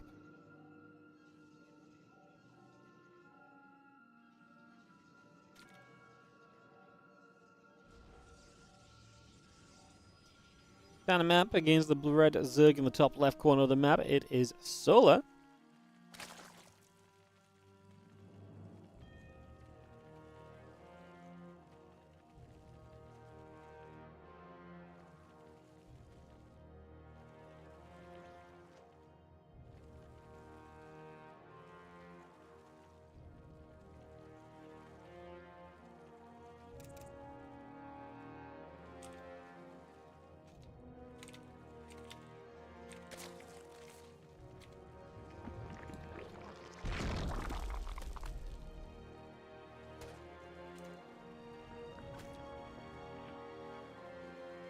Sprung on the bat, probe gets chased.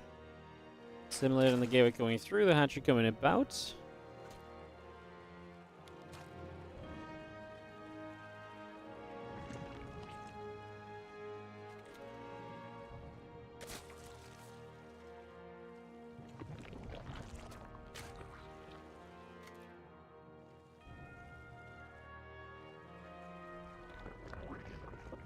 Probe comes about. It's going to be seen now. Yes. Cool coming up.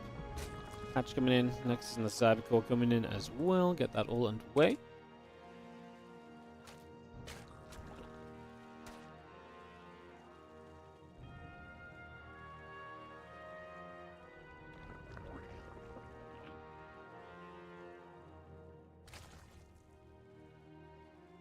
And probe just moves around. One pool coming in, drone in the production, next in the cyber core, getting going.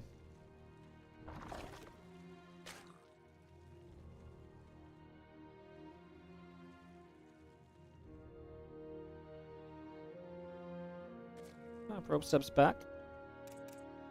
As on the third base, Stargate starts up again from trap. No surprises there. Get that underway.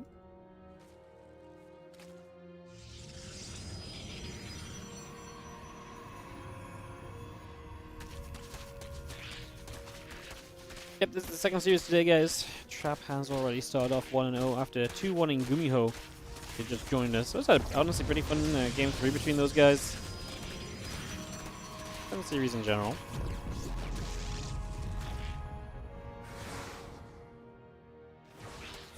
Definitely gonna get there. It's actually gonna pick off this drone. So that drone falls. A couple of lings gonna get jumped on.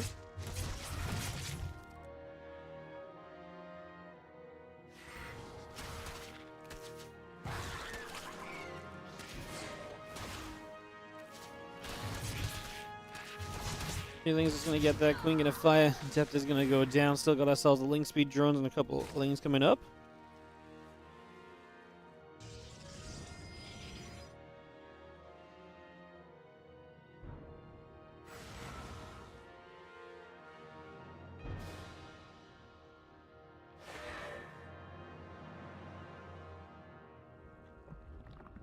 Depth will just shade through. Link speed is about to finish. Again, we got an Oracle coming up. The Warp Gate coming through. The Oracle continues to step forward here. A couple queens on the way out with the drones in production. We do see the Revelation coming down as we get ourselves a couple more creep humans picked away out already. Queen's still building as our lings get to the right-hand side. I'm going to go after that probe. Probe will be jumped on. Will get taken out. The Oracle comes through. The couple of Adepts are going to try and get forward as well. Oracle will pick off a Zergling.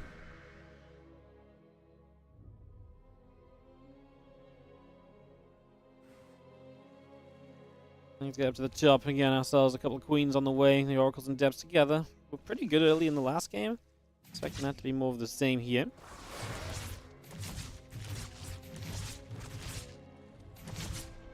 Queens continue across. The Adepts get chased.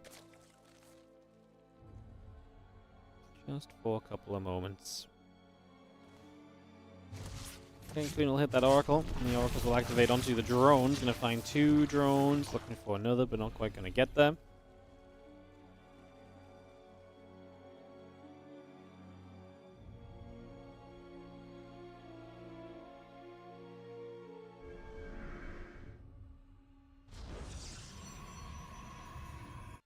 Fire Council forged, 2 more gateways in production. The next is about to complete. The Oracle's wanting to jump into that mineral line, not quite gonna get there though. As the Adepts and the Oracle come back the other way. And we sit ourselves down in the middle of the map.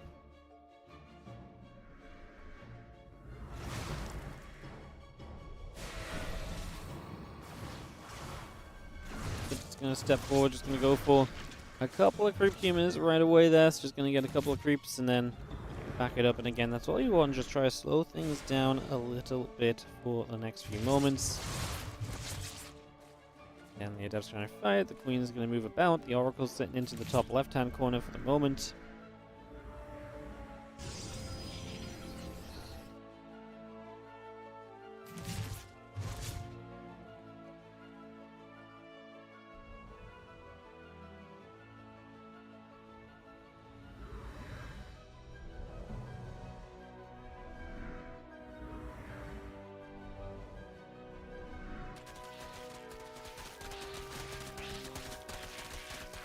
Flings will go for a set of rocks here. Just going to continue to nibble those. Again, +1 and Blink coming through. Temple Archives coming about.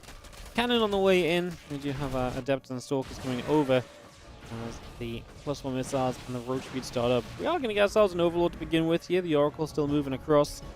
And we'll see what the next part of this plan is going to be. A couple of Lings that we can maybe nibble away through. Adepts and Stalkers step back against those Lings. Stasis Ward will set, but just 1 Ling already there gets popped immediately. Trap about to have that blink so you can apply further pressure. Infestation Pit already coming through from Solus. Again, that going immediately here as well. Bringing that up very quickly. Getting that up and online.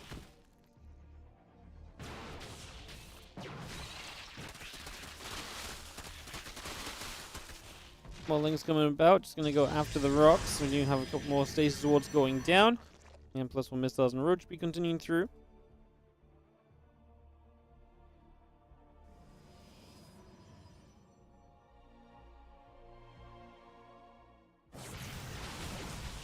Stalker's going to get there. A couple of Lings going to get chased away.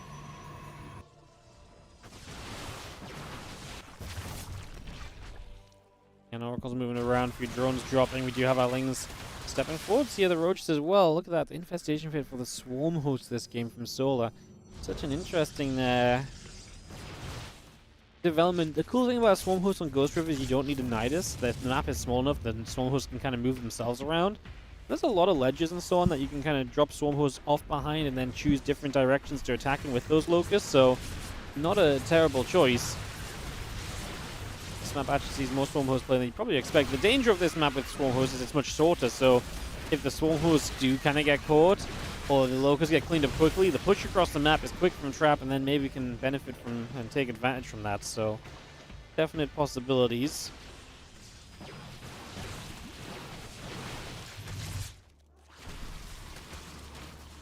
Just step up, couple Stalkers getting chased away. Pull back a little bit. Roach Ravage is still stepping through.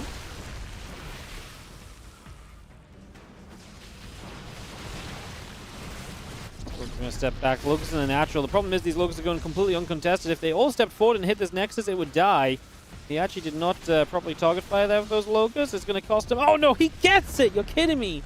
It fell over in the wind from the Locust despawn, I think. My goodness. Well, Roach Ravage continues back down to the bottom right corner. Hydra Den and Hive coming up, +2 missiles, sorry, and the Roach continuing in also. Stalkers and High Templars move back around. Roach Ravage is going to drop some corrosive files in. The Stalkers getting recalled back. Storms all across this army as the probes transfer over here. The Swarm hosts are ready to go back into the natural, it seems. There are tech structures in that natural that the Swarm host can focus on instead, as Trap is not having a great time. Yeah, both the Robos are here, as we're going to see those Locusts. They again could maybe do with being a little bit better controlled. If they dropped towards the Robos, they would guarantee kill both of them. Don't get me wrong, they're still going to do alright for themselves. Just there's even more potential from them. I think that Solo's actually missing out on. Solo looking very good in this first series, looking to get a 2-0 start off the day.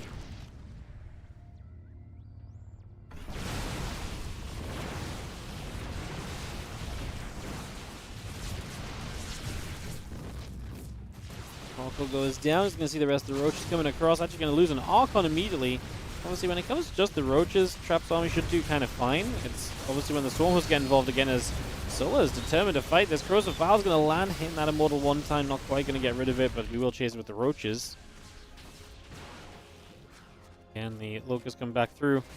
Again, an interesting kind of odd spot for them to land in. Going to cancel a Robo, but they really feel like they could be doing so much better. Maybe I'm just being nitpicky, but yeah, I just feel like they could land towards that second Robo. They could have easily had that, had an X as well. There's just so much damage time being lost in these Locusts as they continue to move around.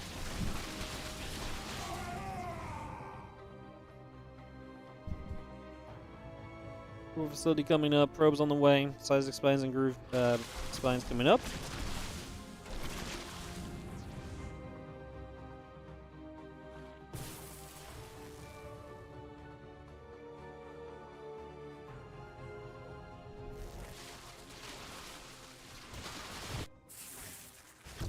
There you go. This feels like a better drop in from the Locust this time. Nexus should go down. The Roach Ravager over here getting stormed though. Corrosive Files get dodged from. We're going to actually re-engage through, bringing the Queens forward again. Trap trying to fight with whatever supply he has got to come through the center.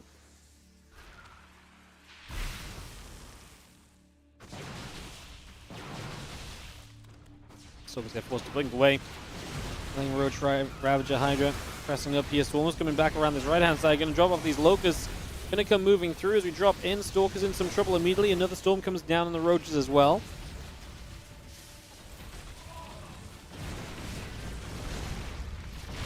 Have ourselves the next, the Immortal and the High Templars being chased. Obviously losing High Templars, losing Immortal, losing tech units in general is not ideal.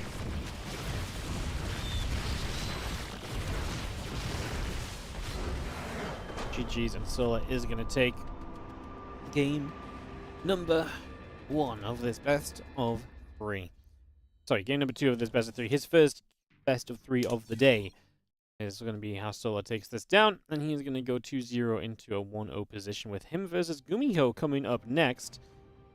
I'm going to get that ready to go in a couple of moments. GuMiho's just in a replay, but if he pops out, we'll get this solo GuMiho ZVT ready to go, guys. So ZVT, solo GuMiho coming up next. Drop the ads in, and we'll just take a moment or two to get ready for this next one.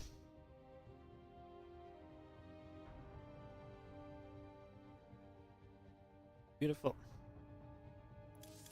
Beautiful. Alright, GuMiho just in a replay. When he comes out, we'll get this started. As a great start for solo. Trap now 1-1. Clem left to play is not a great scenario to be in, but not impossible. Obviously, GuMiho 0-1 would really like to get a win here over solo. Otherwise, he's 0-2 playing against Clem. Probably looking unlikely for GuMiho to look good there. Could be scary for Trap, just the fact that he lost that map to GuMiho as well, especially now that solo gets a 2-0. Map score so important in 4-player round-robin groups. Tiebreakers do happen in these events.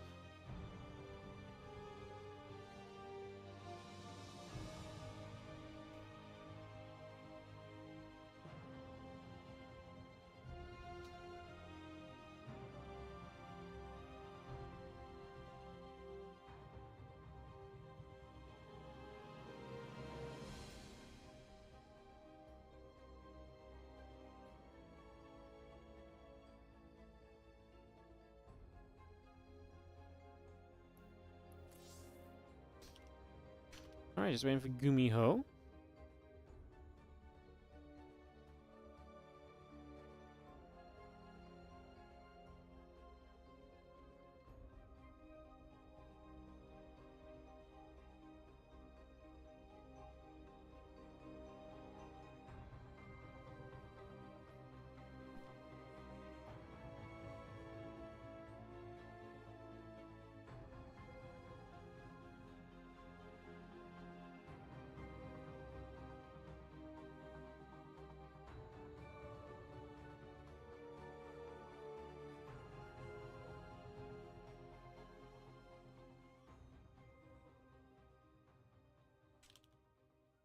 Just scan GuMiho, guys, from his replay.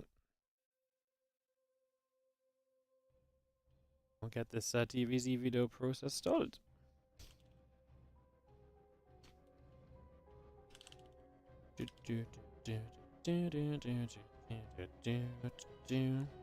Was GuMiho Trap series close? Yeah, it was a good series. Game 3 was actually pretty sick. That was fun, some nukes. It was actually very good first series of the day, to be honest. Entertaining.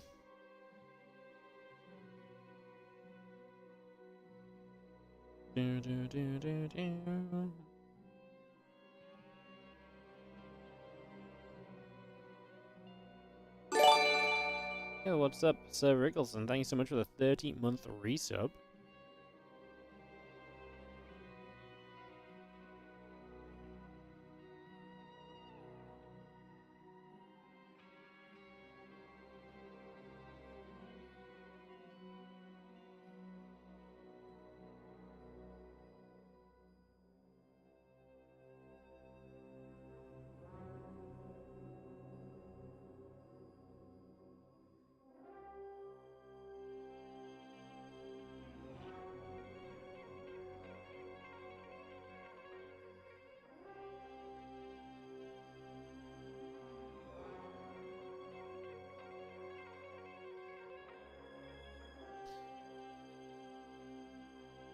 I guess just waiting a little bit.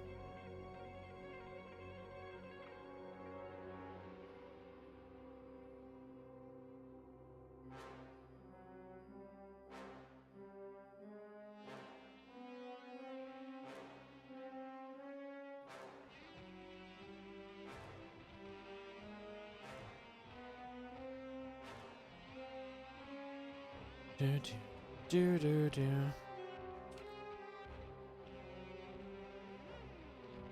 GuMiho's having a real good look at this replay, guys. Alright, well, I guess a moment or two for me to just do, I guess, a little sellout while we wait for players here. If you guys are enjoying the stream today and enjoying the content, do consider supporting the channel. Obviously, you can subscribe to the channel. Here on Twitch, you can subscribe with Prime. If you've got a Prime sub, check if it's available. Subscribe for free today and help have more tournaments like this one. All of your support does go into tournaments like this, guys. WardiTV, October. Obviously, looking to do some stuff in November as well. We'll be trying to get action moving on that ASAP. So if you guys want to support, want to see more events and stuff like that, then you guys can check it out.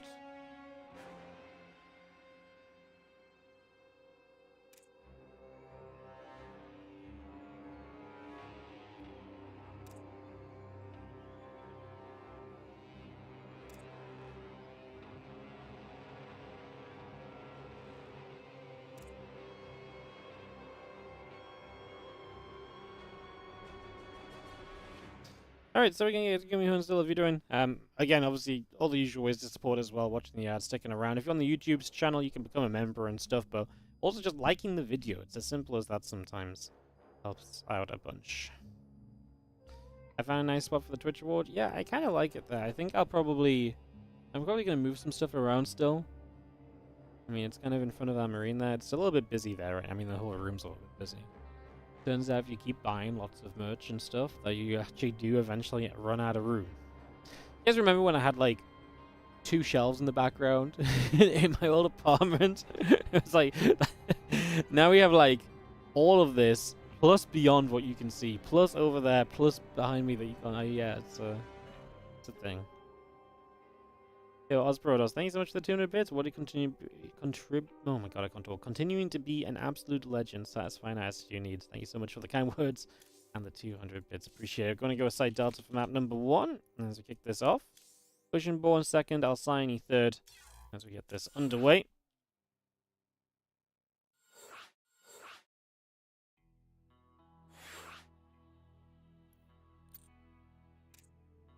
So, side Delta coming up. Get this DVZ on the go, guys. Don't forget about Doggo Space. Well, she can go right there, but she only ever shows up when it's time for food. She's not even on the couch today. Yeah, she only ever shows up for food. She ain't stupid. She realizes when I'm working, I'm not going to play with her, so she's just like, well, if you've got food, I might get some food, but that's pretty much all I'm going to try for. Kind of funny, really.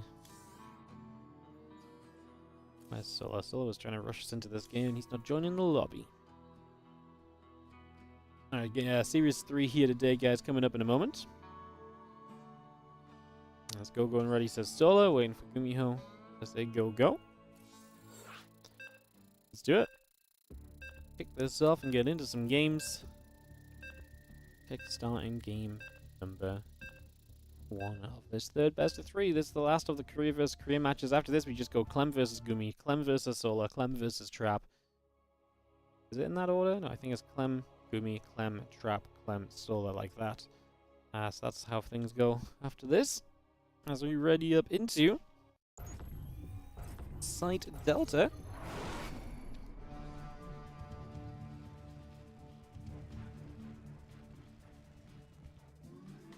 We have ourselves in the top left-hand corner of the map. Our blue Terran player here is GuMiho.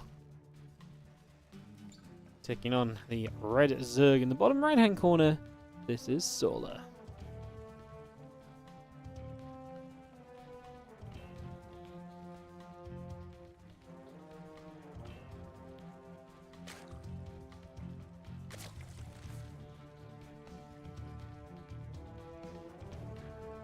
Alright, so opening game of the best of 3. I'm excited to see what Gumi Sola have for us here. Sola, the way he played against Trap, it's just he's one of the favorites in this group. I would say going in. I mean, honestly, it's a very tough group to predict. I mean, you have to be crazy not to say that, to say that Clem doesn't get out of here, but then Trap is extremely good right now. Sola's very good. GuMiho is almost always going to be competitive in these matches as well. GuMiho loses this, obviously it's going to be a rough day for him. He would have Clem left to play, but even then it might just be over at 0-2. It is a saving grace that he won a map. But yeah, it's going to be tough if he doesn't win this. So maybe he beats Clem in the TVT, maybe there's some potential there, but I'm not completely convinced, to be honest.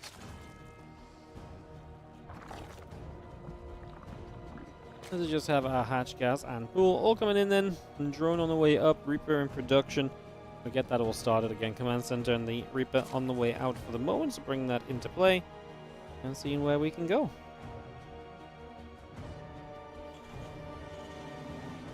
And then Reaper continues through. Just going to be having our orbital and our command center coming up as well. Bring that into action here for a little bit.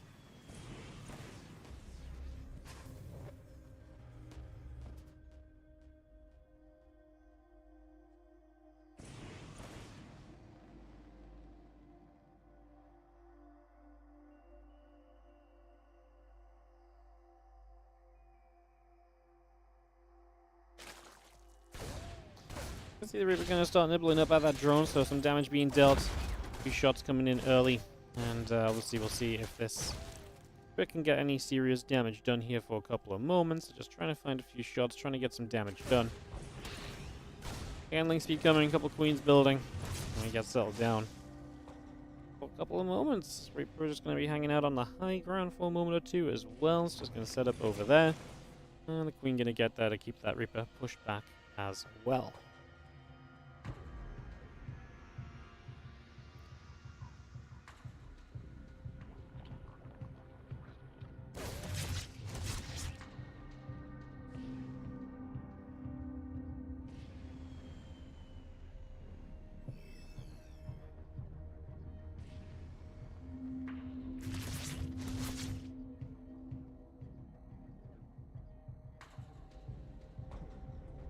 Alright, continue to dive around, figure out a little bit of what will continue to happen. See what's going on for the moment as we settle down. Just going to be seeing a couple of Hellions are going to be there, and the Ling's going to try and go after the Reaper as well, trying to see a bit more of what's available here. Just going to be seeing the Reaper and the two Hellions joined up together. Raven coming out, the couple of Hellions are still going to continue through as well. Going to bring that by.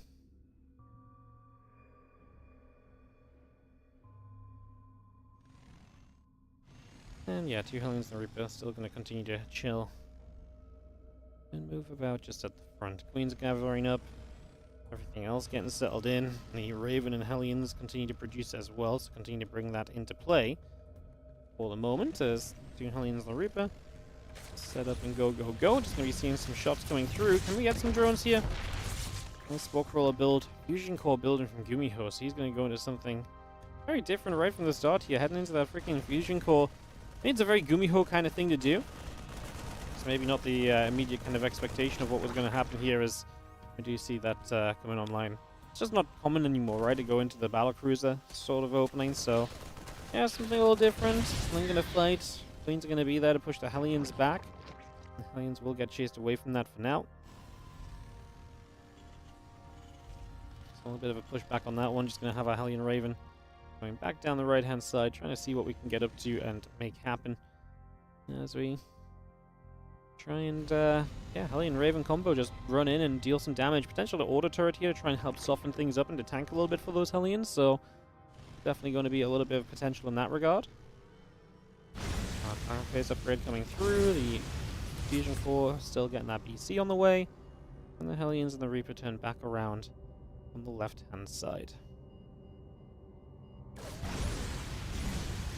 Playing through once again. A couple of creep teamers still getting picked away. The Queens will also continue out. Continue to move over.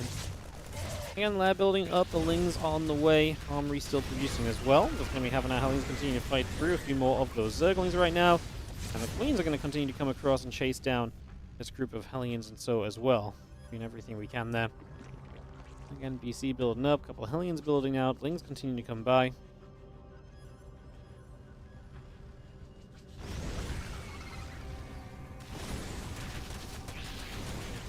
I've got the Lings actually going to get into this mineral line, and a few of those SCVs dropping. You see teleports across now. There's already going to be a Spore plus 2 Queens there. Hellions deal with the Lings quite nicely. Asola will not have the lair yet because he went for the melee upgrades initially. Things definitely become a little bit funky for him here, right? Does not have the lair super quickly to go into the Spire, for example, so that's one thing we've already got to be somewhat cautious of.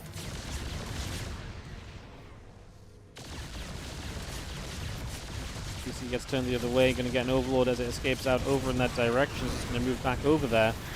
We have the Hellbats continue to try and fight. Going to have our Queen taking a few shots as we go.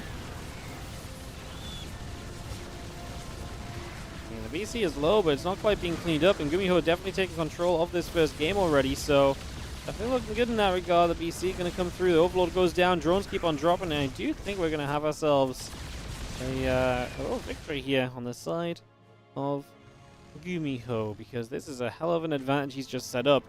The only problem is he's playing mech, and sometimes mech can be that style which looks very good, and then the advantage disappears from you very quickly before your eyes, so maybe something to worry about there as the BC finishes, another one starts. So we're just going to keep on building those battle cruisers as well during this. That is not stopping. That's not something we're holding back on at all.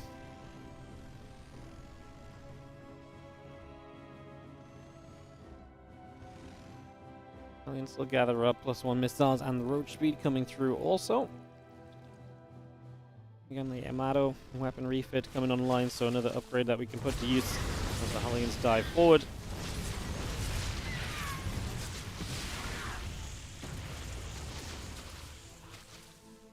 Roaches will do what they can to turn things around. Just going to push things back there for a couple moments as well. Turn that away. And BC still in the background trying to also get involved at any possible point. Firing up, more drones going down, Solo trying to recover. Obviously, as he gets corruptors out, may be able to more easily deal with this. Maybe able to do something that will help him, but like I say, I'm not staying super hopeful. It definitely feels pretty rough at the moment as Roaches get across the map. They find a tank, but as Hellbat's bolt in, I just do not see this going any further forward. I think this one is going to be halted already as well. A very tricky little situation here, guys, as I feel like Solar is definitely back up against the wall and having to figure out what and how he's going to go about things right now.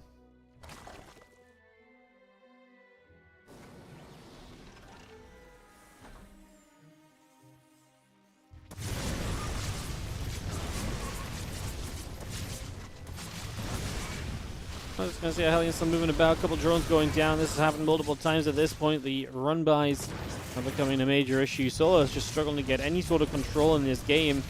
It does potentially make this group a little bit more interesting, right? As we'll see if the Koreans would end up all beating each other and being 1-1 going up against Clem. There's potential for tiebreakers come into play. That's where Trap losing him after GuMiho could be very bad for him. Solo getting a 2-over. Trap would be huge. How many drones have died? We're at 39 workers dead. And this game is having the corruptors coming forwards and trying to fight off those BCs. One of them apparently on cooldown will go down.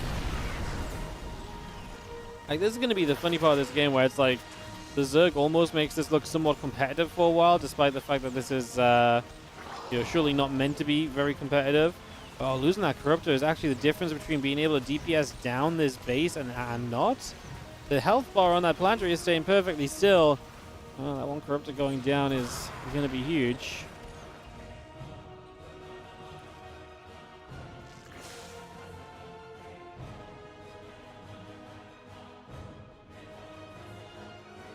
Ravers and the Roach coming through. Corruptors are setting up. A couple of tanks, a couple of cyclones coming over.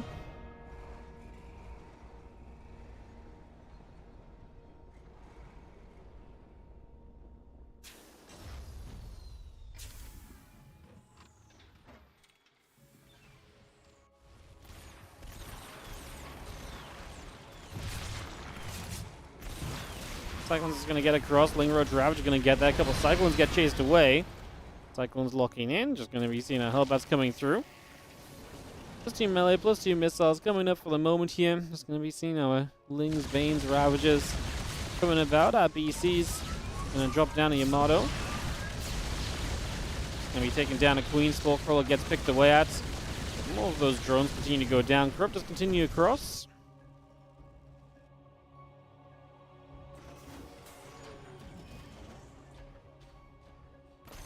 Army continues down to the bottom. Just going to see the Cyclones coming through. Hellbats, tanks all setting up. And also the Cyclones continue to lock in here. Queen's going to get grabbed for the moment. Still just having ourselves our Cyclones coming through. +3 vehicle weapons, +2 vehicle plating coming about. I think Bane, Roach Ravager continues to come through. Ling's on the other side. Going to start getting cleaned up as well. Cyclones just going to go Knock down an Overlord there, as we do see the rest of this Ravager force continue to come through.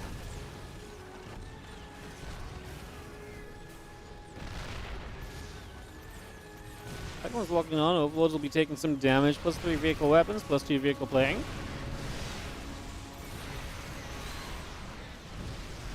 Couple throws of bars is going to be dropping down. It's going to be having the Ling Road Ravager continues to come up. Cyclones are going to be there.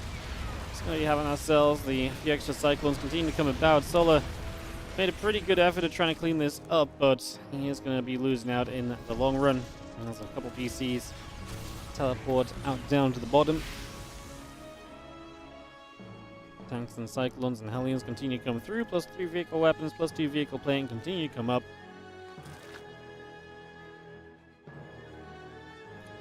Hellions, Cyclones will continue to go on by. More Hellions coming about. The refinery coming in. Again, the Broodlords coming up as well. 7 more of them producing Banes. Then begin to morph up. Adrenal glands coming by. Cyclones are going to run across. We are going to go jump onto the hatchery. Take that out. The BCs around the bottom side coming around as well. Broodlords is going to be firing through. The Spine Crawler going to be shooting away.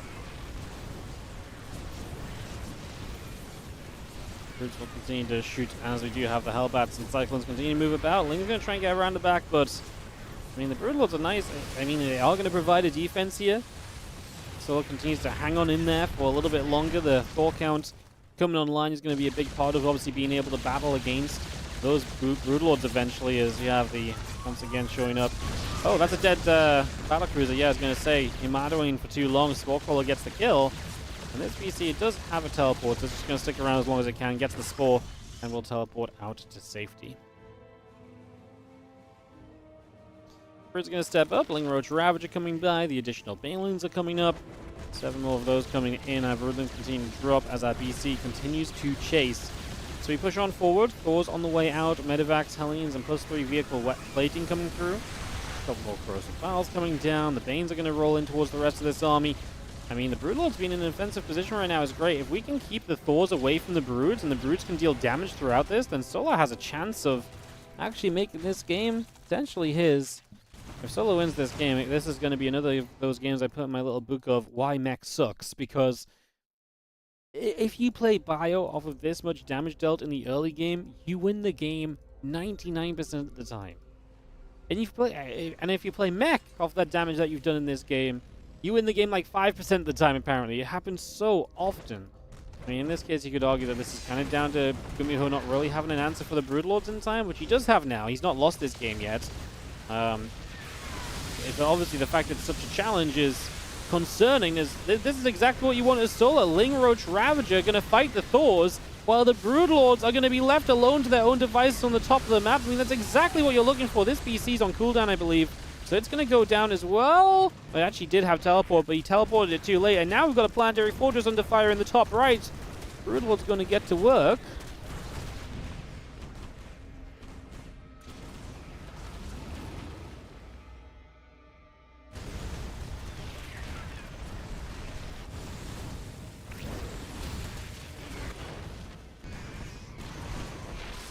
Let's see a couple of Thors coming back over. Going to be seeing our Roach Ravage coming through. Just going to be having our Broodlords pressing over that left side as well. A few Hellions continue to get to work here. Broodlings going down. There's a couple of Thors. I think those Broodlords actually in trouble here. Solar going to have to back them up. A few more Thors are on the way.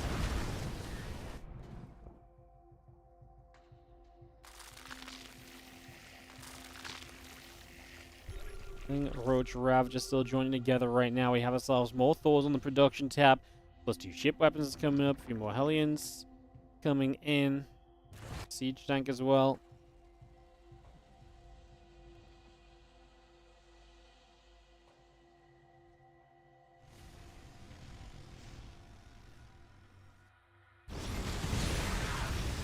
We're just gonna fight.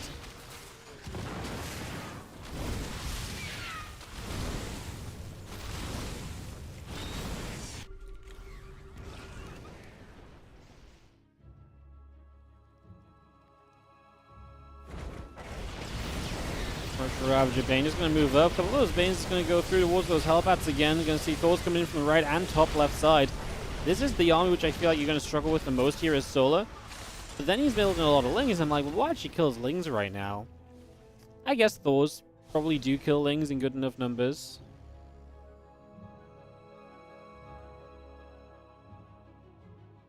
Thors moving over to the right.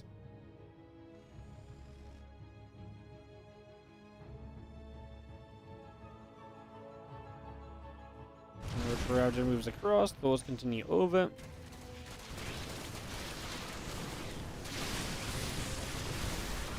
again, I think Red Ravager Force is going to get rid of this planetary force. So that's a nice attack. Some Thor's obviously going to hit some different locations. So Solar is going to be losing bases here as well, most likely. Good that he's already taken down one base. Going to find another now.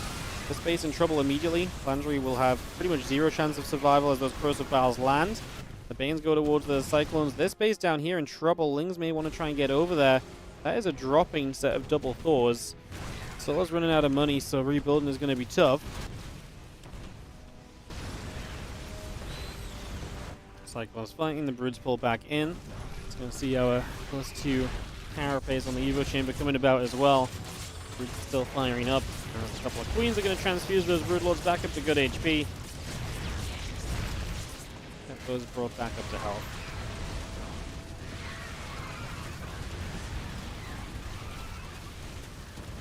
Thors are still getting jumped on. Let's have ourselves the Ravagers and the rest moving across.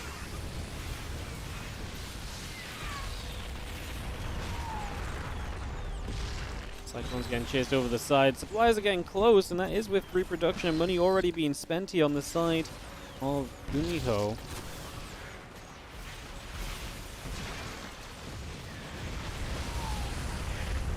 Roach Ravager continues abound. A couple of Vikings still hitting the Overlords. Thor gets taken down. These Overlords still taking some pretty hefty damage. Ravager's going to come up again, chasing those Hellions and the Cyclone. The Liberator's down. Hellions are going to get that one more time as a couple of Lings will get picked away at.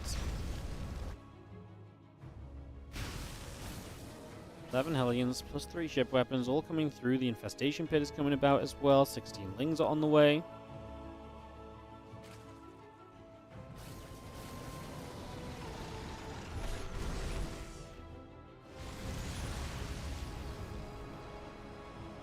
Roach Ravager continues to settle. Let's just have our Hellions moving about. A couple of siege tanks setting up.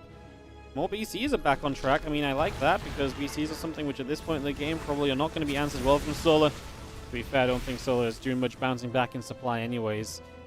And again, pretty impressive for Solar to kind of drag it out to this sort of a stage anyways. It was definitely a game that he was meant to lose early, and in the end, I guess this game will not be going into my book of why mech sucks, but maybe it still could. Like, I mean, I just feel as though when you kill drones like that early in the game should never become this challenging. In a matchup that's usually based off of momentum and, you know, the Zerg taking damage like that, usually they die.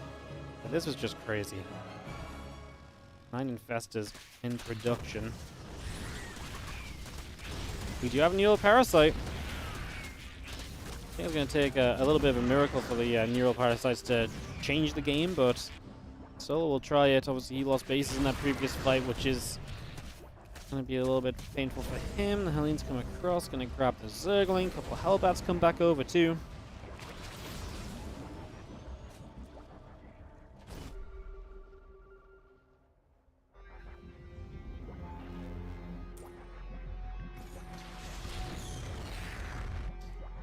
Medevac on the left, going to come back across. So I'm just going to say GG. So Solar's going to tap out of here, and it is going to be GuMiho to take game number 1 of the best of 3. So he gets that game win in the end. Like I say, it definitely wasn't easy. It took a little bit of time to kind of put the finishing touches on it, but we got there. I'm going to get ready for game number 2, which is going to be on Oceanborn.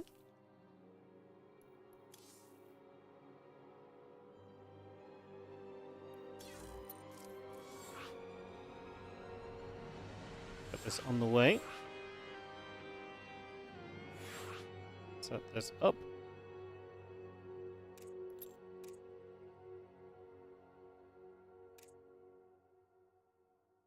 Get ready for this game too, just waiting for Solar to join us in the lobby in the next moment or two.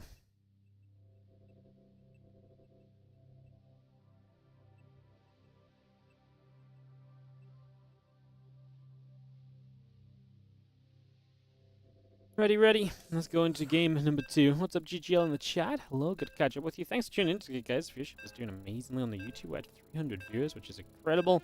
As we jump into the second map here, Oceanborn coming up. We get ready to kick this off. Let's see what happens as we go into our second game of this best of 3.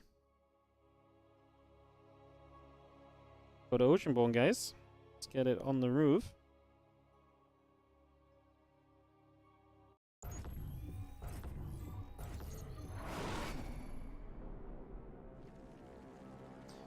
In the bottom right hand side, we're going to have ourselves the blue Zerg player. This is going to be Solar. Down a game.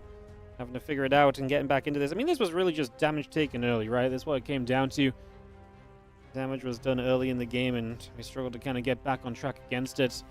On top left, our red Terran player is going to be GuMiho. Battlecruisers actually worked out for him there. It's not every day you say that. It's not every day the BC's going to come through and do what they need to for you.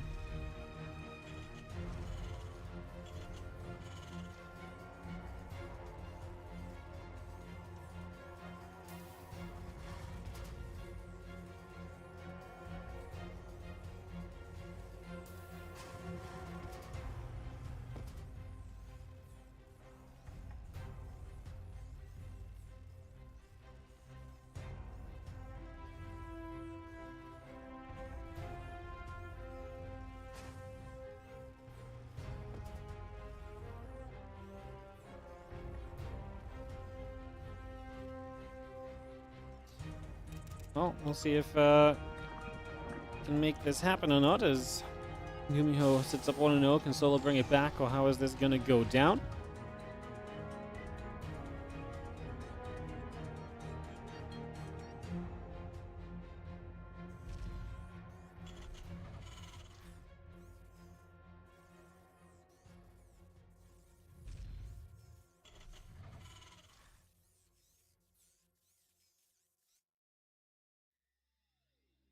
Ourselves the Overlord's moving about for a couple of moments, getting settled down, seeing where we can go to.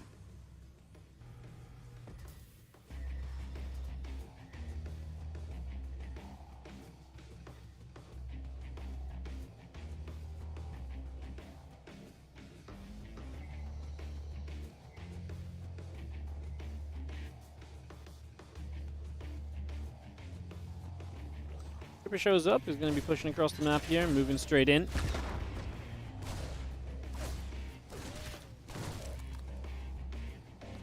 The Lings will continue to chase. Reaper getting chased around. Queen's on the way up. Hopefully, drones coming through hatchery building.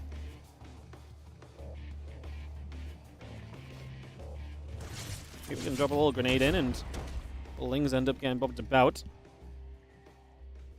We'll CC here from GuMiho on this one. Going straight into the macro vibe of this for the moment.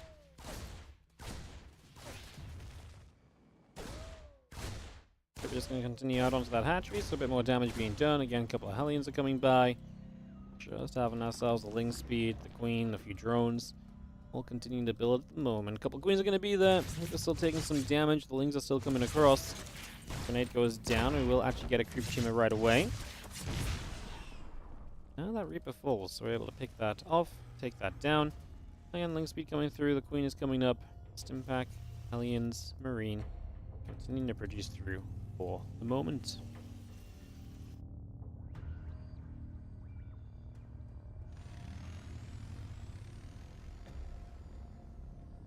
Well, Hellions get back to the upper left. We do have our CC about to finish, another barracks on the way. Obviously, Solo not having to put up with any of the battlecruiser nonsense or anything at the start of this game.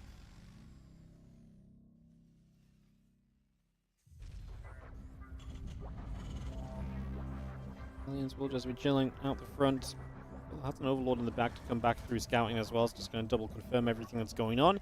Obviously, in a game series where GuMiho's already played some mech, checking that this is bio is not going to be a bad thing.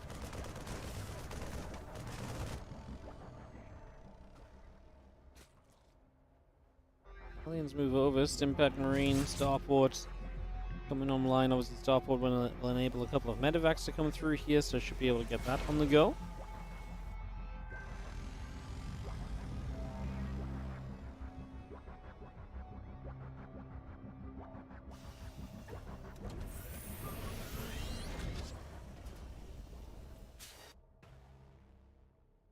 Aliens keep moving again. They're building drones, slings, all continuing to produce forward. Stimpack is about to complete as well.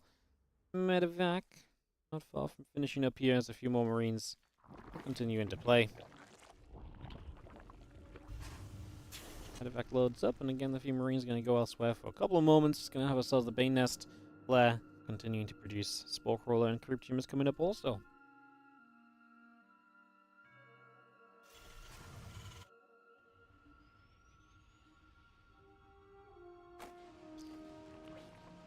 Marine's going to go unload from the medevacs as we get to business. Well, first little drop hits the bottom left side. We're going to try and run by up into the natural at the same time, but units there, we're going to back away. We actually do cancel the fourth, though.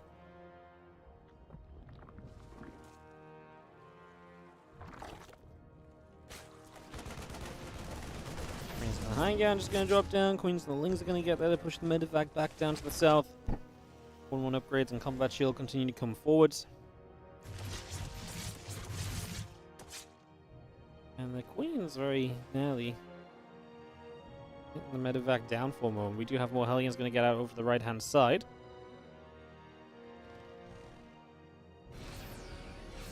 1-1 in combat shield, continue to come up. The drones pull back over.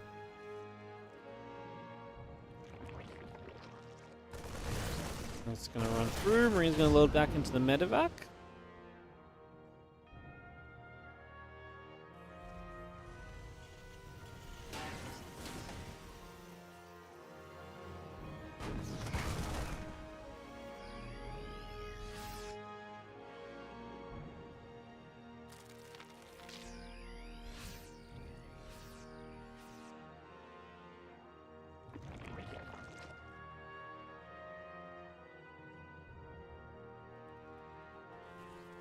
We've seen the Klingbane going to go back up the right-hand side.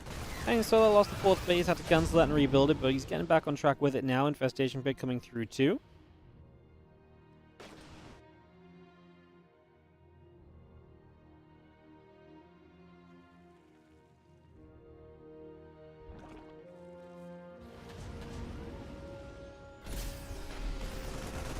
Marine's going to come forward. Creep Team is going to take some damage. We will see the Marines continue to step up. The Script Humans continue to go down. A couple more Lings getting picked away at as well. Future upgrades also coming about. Is just going to be seeing our Marines stepping forward. Queen goes down. And yeah, melee upgrades continuing to build into place. Queen's going to get there. Marines are going to... Well, they're forced to lift up. Nice position from GuMiho on the left-hand side of this chasm. A couple of Queens getting hit by the siege tanks there as well. A bit more damage being dealt already.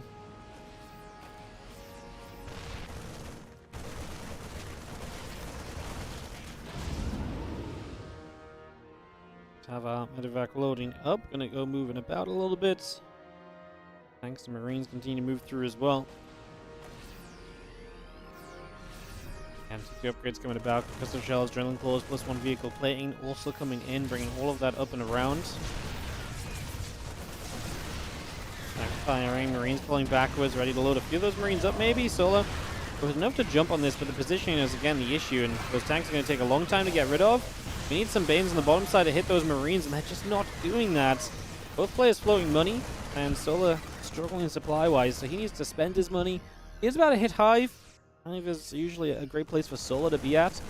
He usually talks so much about Sola getting towards Lurkers. That's not happening in this game. There's no Hydra Den down even, so Hive is... Okay, there's the Hydra Den, so maybe we do see Lurkers eventually. I wonder if we do anything else off of the Hive before the Lurker Den.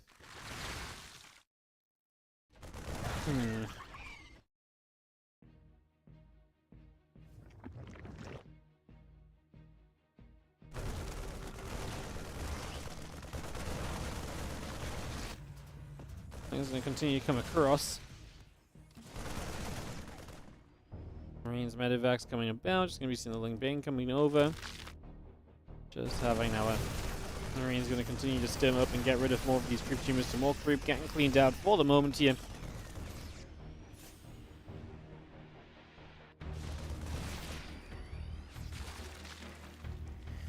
+3/+3 starts up from GuMiho. We're just going to knock through that set of rocks. A few Hellbats there to open up those rocks as well. The Queens are going to step up. The Lane Bane's going to move around. We've seen the Marines stepping through. The Hellbats coming forward as well. There's one Queen going down immediately. Second Queen goes down. Medevac's still there with a couple of Marines continue to move about as Nappa continues to push forward. Banes are going to start stepping into this. Marines, Hellbats taking damage. Banes chasing everywhere to try and clean this up. Pretty decent fight from Solo. He's going to push this back easily. He's losing drones though in the main base. He's losing his spawning pool with adrenal glands on it.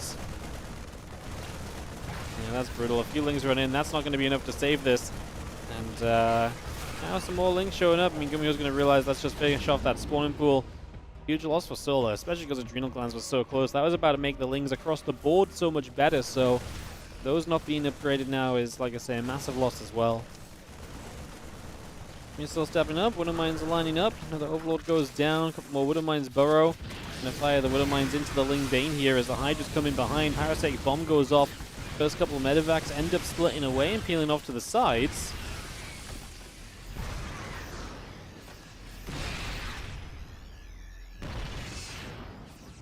Three continues through. Medevacs, Ghosts, and Widow Mines continue to produce as well.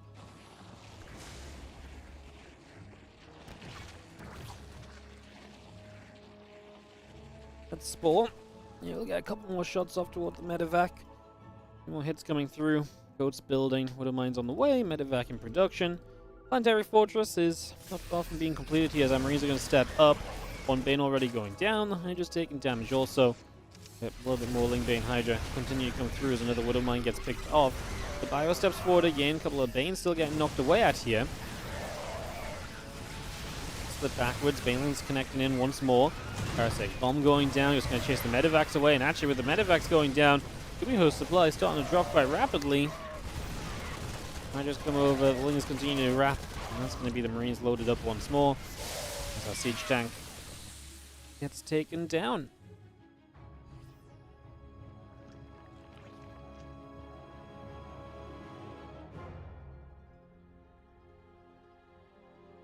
Things get back to the center. Hydras join up together. Workers on the way.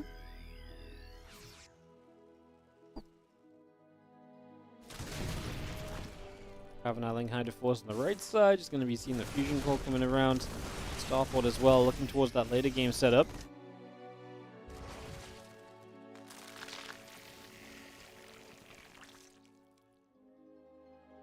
Chains together. Hydras going through. A couple of Widow Mines going to unburrow, reburrow. Hydra step up. A few Lings going down.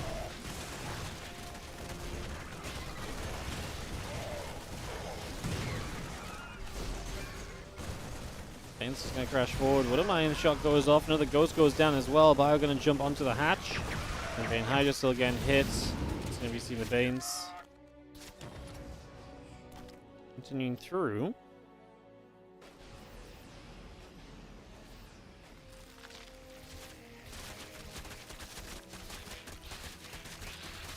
Still shooting. Rock's still taking damage. Hydras are there. Yes, Marauder and Marine should be enough to deal with that Nidus, but not quite going great. However, we snipe down the Vipers. GuMiho, in the lead of this series, dropping snipes wherever he can. We'll start to play the evacuation. Nidus did get dealt with, by the way, so it did not come online. Viking in production. Ghosts on the way.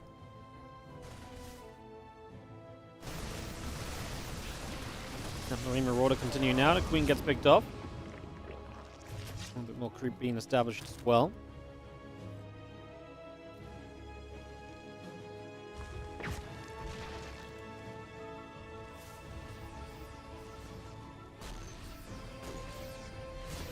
I'm just going to get across. We are going to go straight onto the Nidus. That will go down. Good Changeling is going to step up through the center of the map as well.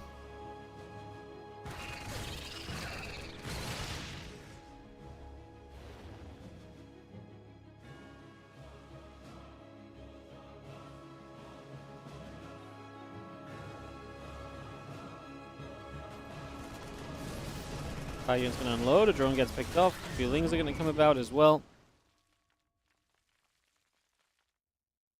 be seen on Nidus network halfway done. Plus 2 missiles about to finish. Lingbane and Hydra coming through. The bio upgrade is going to get jumped on. A couple of ghosts going to start sniping. Now Lingbane continues to press forward. He has the medevacs. And continue to sit. A couple more Banes going to get knocked away as well. Solar trying to make a surge forward. Just don't know how far forward he can really go. Snipes coming off on the Overseers. Obviously, Overseers do cost money, so replacing those is an expense as well. Something else that just has to be considered throughout this. As the Fusions that are in this natural get taken down also. 50 minutes in on Oceanborn. Do have 2 more Liberators. 4 more Ghosts all continuing through for the moment. Ghosts get across to the side. Going to pick up the Lurker. Try and land the CC down on the left, but Nidus will block, but Nidus will not last forever. So that gets cleaned up as well. Those Lurkers looking for the right opportunity to hop out that Nidus and start creating some chaos.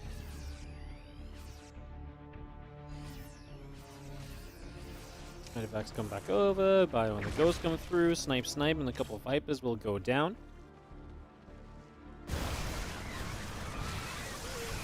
Again, Hydra continues through, a couple of Water Mines looking to try and go off.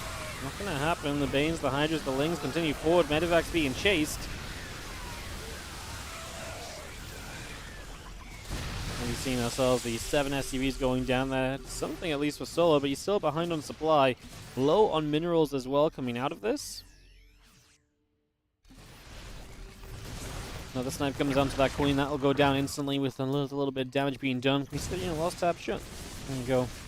Crystal's lost heavily in favor of GuMiho. 10k minerals, 1k gas. So already lost 500 lings this game.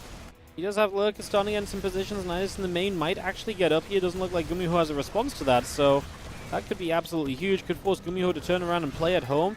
Losing your production is one way to lose this game, right? So, yeah, losing your production could be an issue. Did the Lurkers pop out there at all? 2 of them popped out. There's Liberators overhead, though, so may not matter all that much. GuMiho here, maybe go with a little bit too little. Yeah, I mean, most of the bio, it's hard to say. He's actually still got some ghosts. I mean, this army was so spread out. He actually will have the ghosts available to just come through here and clean up in the end. So Sola continuing to take issues, and his CVT going to fail him here today. He looked great against Trap, and wow, I really thought game 1, I was like, okay, he took early damage against GuMiho, but game 2, I felt like he was going to have a much better time. It's been a struggle for him throughout, dealing with some of the pushes, dealing with some of those early positions, and just kind of being on the back foot throughout. That's been a problem for him. The Hydra's coming over, Medevac setting up as well, a few libs still overhead. Hydras and Lings, plus 3 melee continue to come through, another couple of snipes continuing to produce.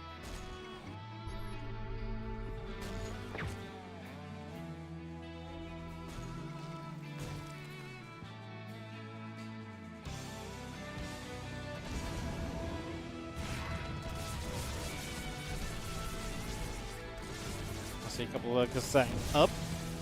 Bio coming forward.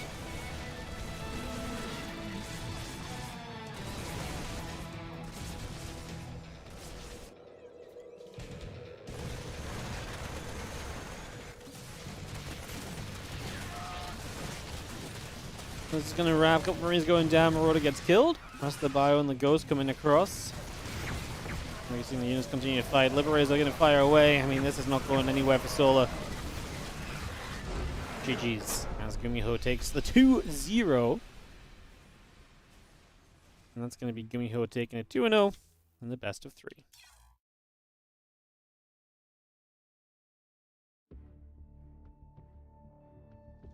Alright, so that's going to be a 2-0 for GuMiho, and that's definitely going to spice up this group. So all the Koreans go 1-1 with each other. GuMiho is going to be in the best position because he 2-0'd and took a map in the series he lost. Solo 2-0 Trap, but lost without taking a map, and obviously Trap lost 0-2 and lost a map in the other game, in the game that he won. So GuMiho is going to be on the best map score of them all coming out of this and going into the matches against Clem. So we're going to be going into GuMiho versus Clem next. With GuMiho, any result here for GuMiho could be huge. I think if GuMiho 2-0s it almost... I mean, obviously then it would be like Trap and Soul would have to beat Clem.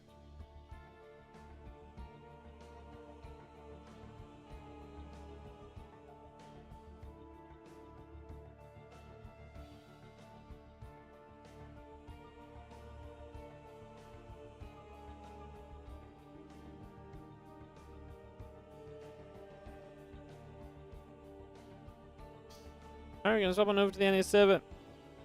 Get this ready to rumble. As it is gonna be Clem versus GuMiho up next.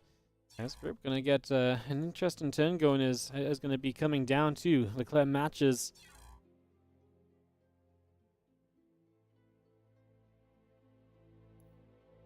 Alright, so it is gonna be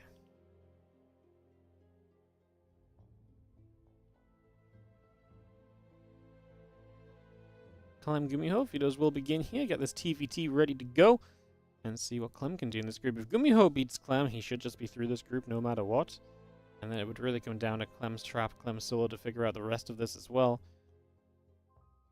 Yeah, everyone's still in with the shot, but obviously it kind of comes down to like, with trap and solo, you probably have to beat Clem. Or if GuMiho drops a map to Clem. If GuMiho gets 2-0'd by Clem and solo / trap could take a map off Clem, that could potentially swing some tiebreakers as well.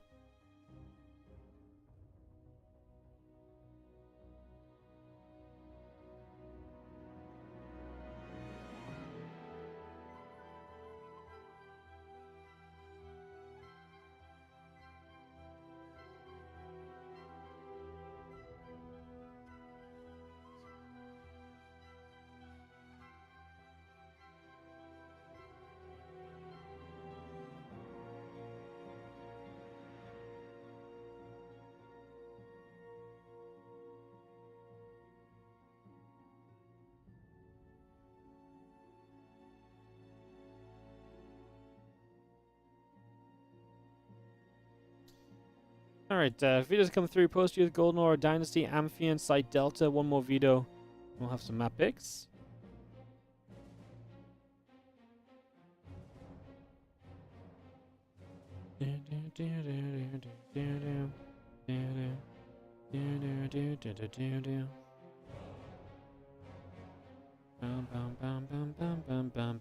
How's everyone doing?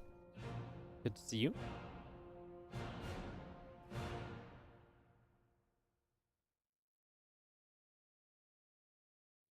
Thank you for joining us today. Group D. It's delivering so far. Oceanborn gonna be coming up.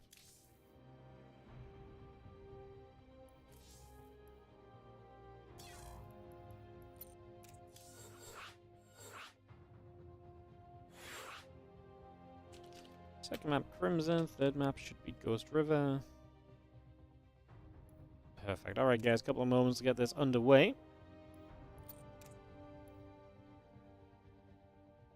And if I GuMiho, double check we've got everyone. I think we do.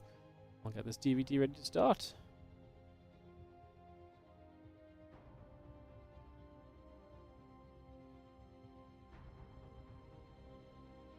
GG, good luck and go says GuMiho, so we are pretty much set to go. TVT awaits us. Clem and GuMiho going in game in a moment.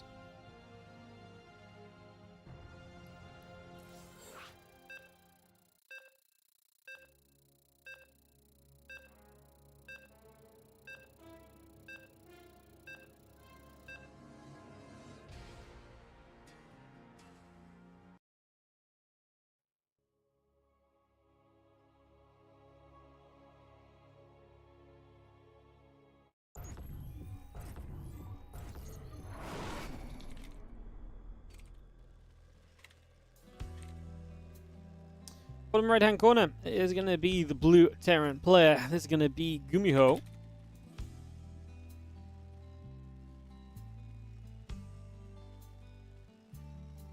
In the top left, our red Terran is going to be Clem from Team Liquid. First match of Clem today. GuMiho in the best position map score-wise going into the versus Clem series from all the Koreans. If GuMiho even took a map, yeah, that would be very good for him. We'll see how this goes.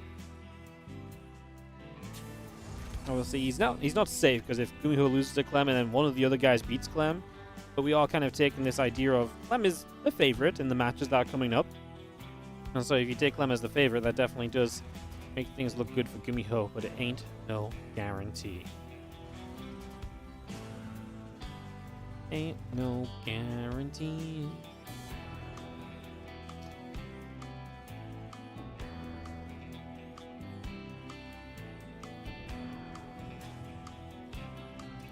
Clem is going to proxy one of his barracks, so across the map, a second rack's coming up. Clem getting a little aggressive early. Not overly aggressive. Obviously, this is that kind of in-between of 2 racks proxying and then, you know, actually still having 2 Reapers to harass with, but you're not going to be as committed on one of the barracks.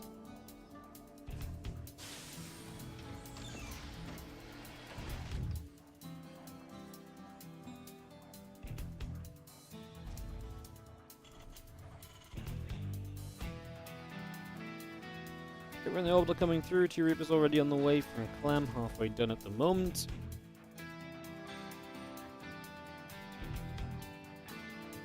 GuMiho does expand, but he expands high ground, which is obviously a bit safer. A bit more defensive for him as well, so that should be able to help him out there.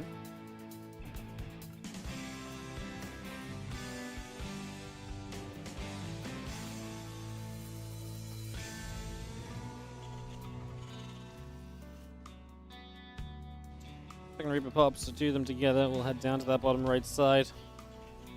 Keeping the Marine in the high ground, gathering up. SCV coming over. And we are going to see our couple of Reapers going to drop a grenade down.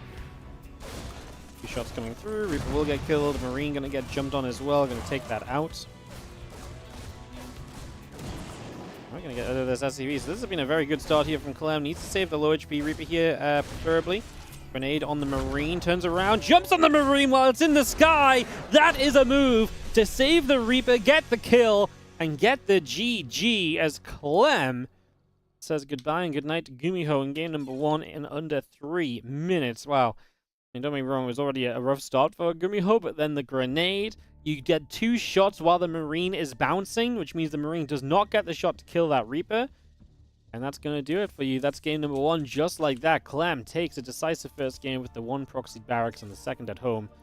And Clem does it on his opponent's server as well. Does that on West. Now we go to Central for game number 2 as Clem looks to capitalize and close the first series out in his favor. And then it would be GuMiho watching the rest of these games to see how it all ends up. See if the others can outperform.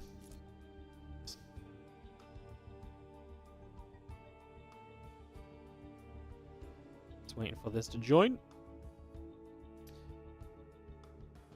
Man, that was nasty. Jumping on the Marine. Nasty. Ready? GL. HF getting called. Ready, go, go, says GuMiho. Let's click start and see what happens as we kick this off and we get this underway.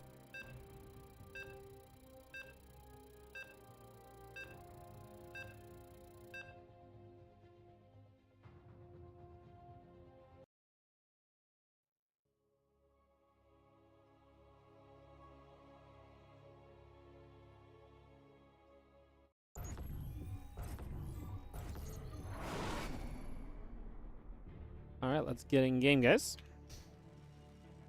As we have to the top right, the Monster to take a 1-0 lead after 2 minutes and 53 seconds in this series. It is our Red Terran player, Team Liquid's Clem.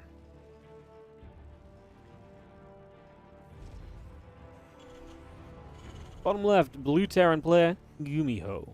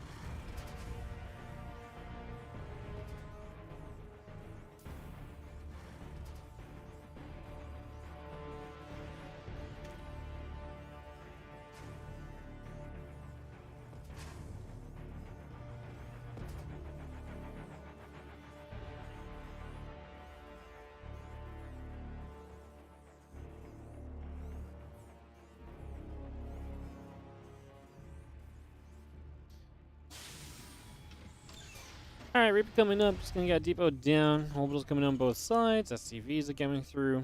Get this on the go. As we settle into game 2 of the best of 3.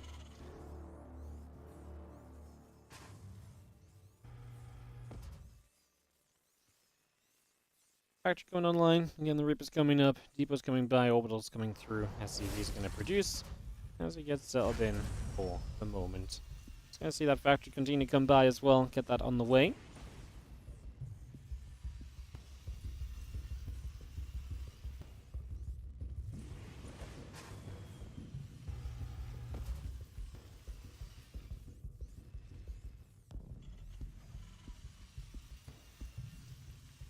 The factory comes up here to have the Reaper approach in the front. Obviously, Clem not as aggressive this time.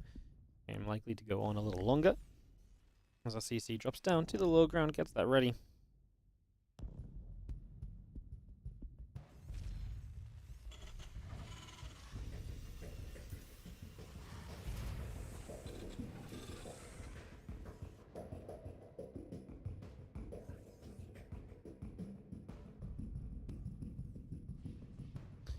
Well, Reapers will jump on forwards here. SCV will go down immediately. Just going to grab that straight away. Nice little catch.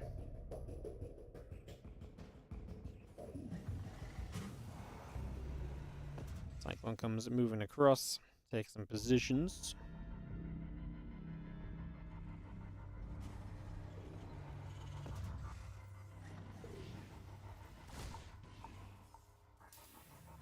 Reapers and the Cyclone gather up. Just going to be seeing the medevac Cyclones and so continue through as well.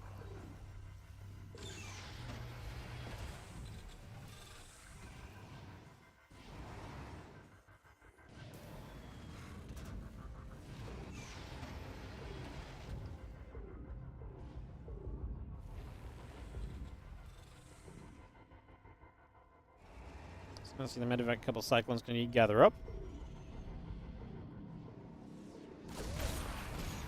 Cyclone's locked. First Reaper goes down already.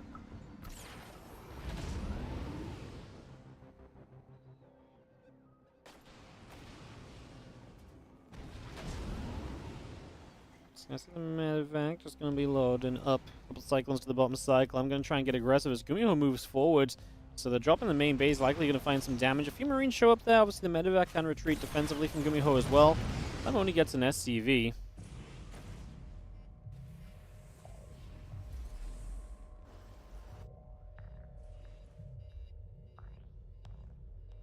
Cyclone's just going to pop out. Away we go. Just going to be seeing the Raven continue to come up as well.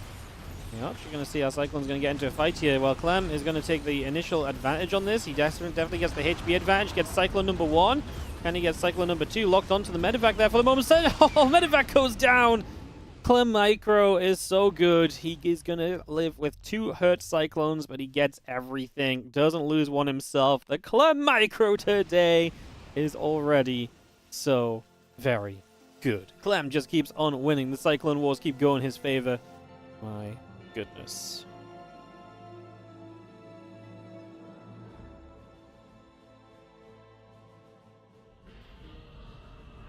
Raven up the top, gonna get moving around.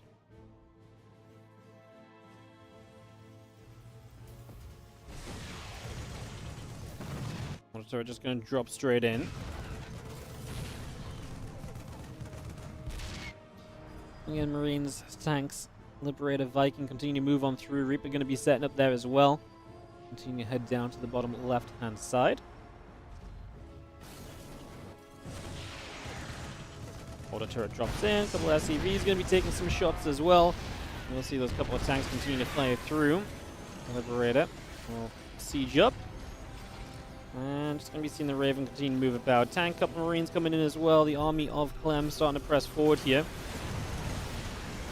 As that Liberator sieges, Clem is going to have massive splash damage on his tanks. They were very clumped up, and that actually became a little bit of an issue at the start of that.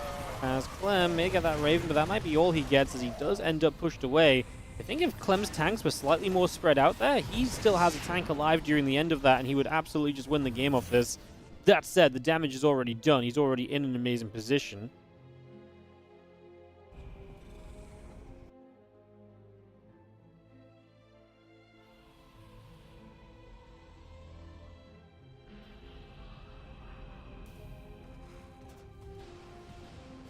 Against the land, jumping back up.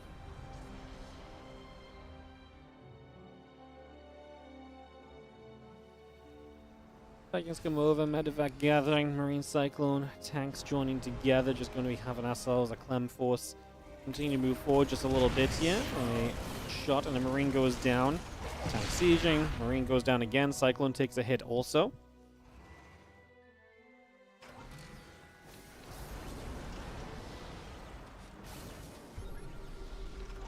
Vikings overhead. Stimpak coming through. Liberator producing. The tank on the way. Engineering bay about to be done from GuMiho as well.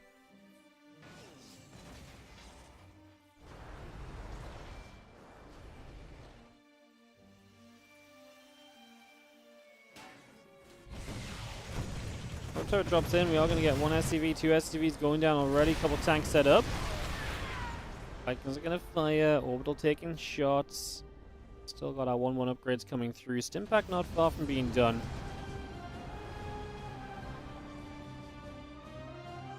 Again, the medevacs load up. They escape through the bottom side. We have one SCV coming around the left. Just going to start mining up some gold minerals and opening up some space.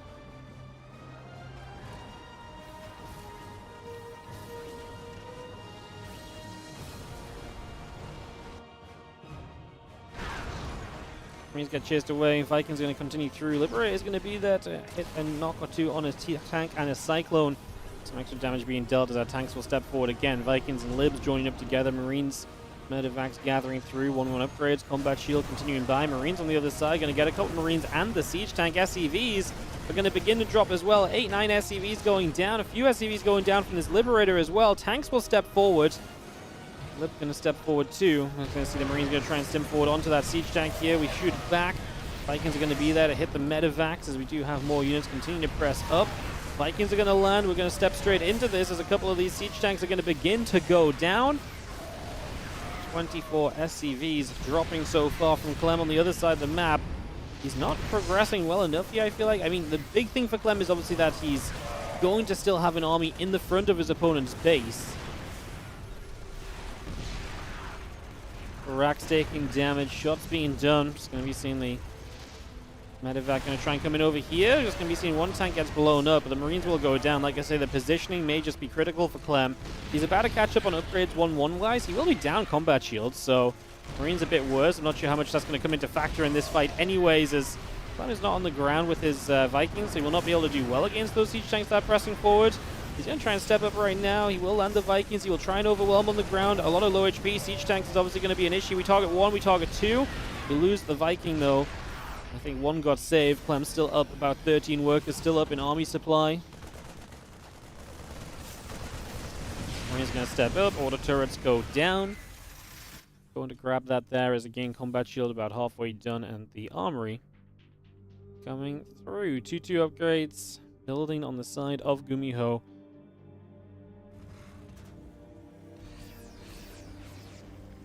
Marines pull back over the right. Again, the army of GuMiho stepping forward. 2-2 upgrades all coming by.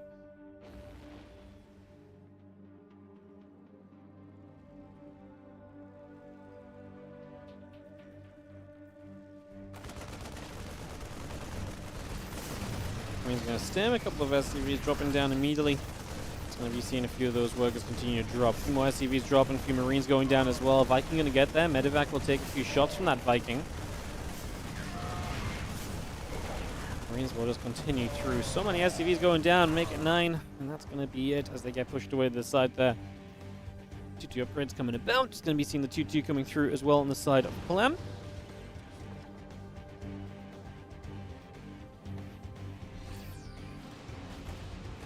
Marines unloading back into the center. An SCV depot going to go down.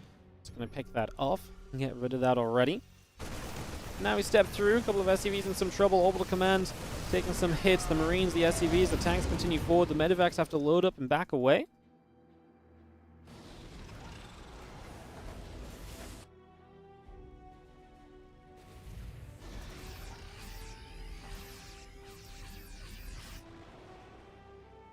Marine tank coming back around the bottom side. Clem ready to push in. Just going to see what we can do. Medevac taking some damage. Marines are stepping up. Tanks are going to siege. Other Marines coming forward as well. We are going to have Clem obviously still in just aggressive position here. Looking to, well, basically look to finish this game off. I mean, he's on his way to it. And it's just a question of how long it takes. As He's basically never been truly pushed away from this position. There's been a couple moments where GuMiho's kind of broken out, but Clem's reinforcements show up, and then we're straight back into location almost immediately. Another scan comes down. Marine tank medevac moving about. A few Marines will unload onto those siege tanks as well. Oh, a few shots coming about. Marines taking big damage. SCV's running through. The Marines are going to fight back as well. Those couple of Marines going to go on towards the siege tanks. A few more Marines coming back over.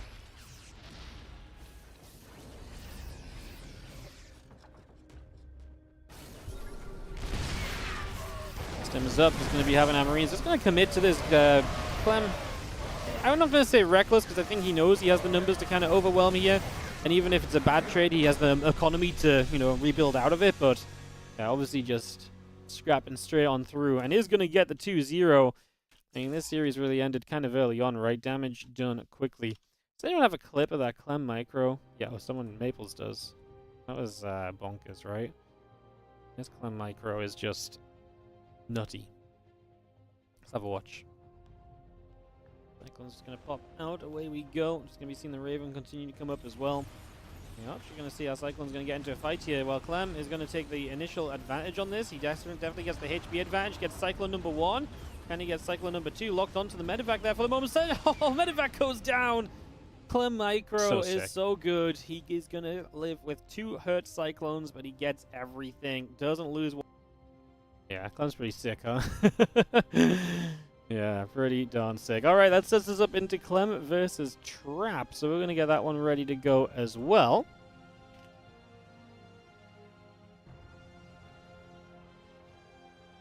And we'll get this matchup ready. I mean, that was a brutal one on the side of GuMiho, because he went into this matchup with a leading position against the other Koreans.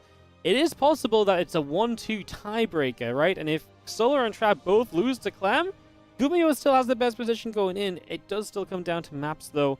That could be a factor. I guess if Trap loses to Clem, he's out no matter what, because he can never beat GuMiho. And then if Solar loses to Clem, then GuMiho will always have a better map score. Slash head-to-head.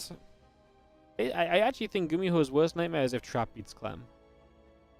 Well, I guess if anyone beats Clem. Yeah, I guess, yeah. We'll just see how the games go. I'm trying to... yeah, I'm trying to be a little bit preemptive predicting and stuff. Alright, guys. Gonna get this into next game. Couple of moments.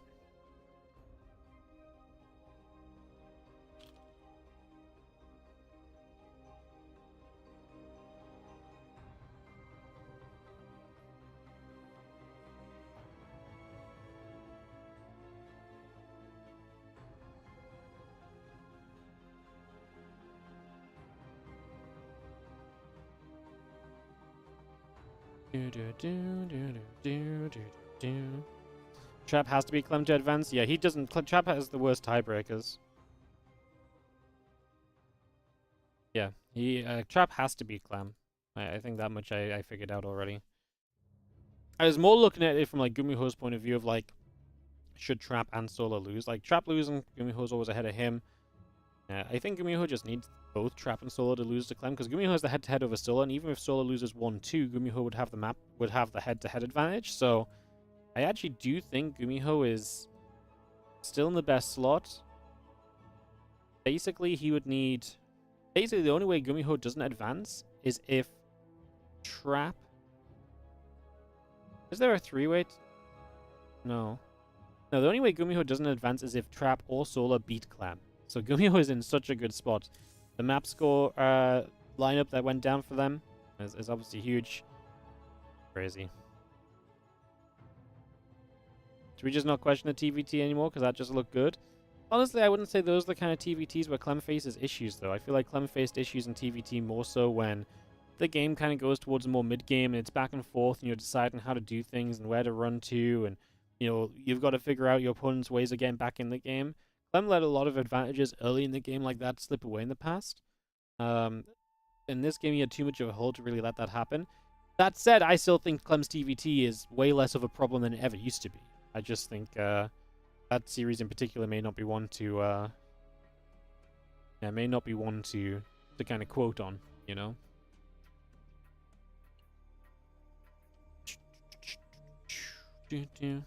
Do do do do do do.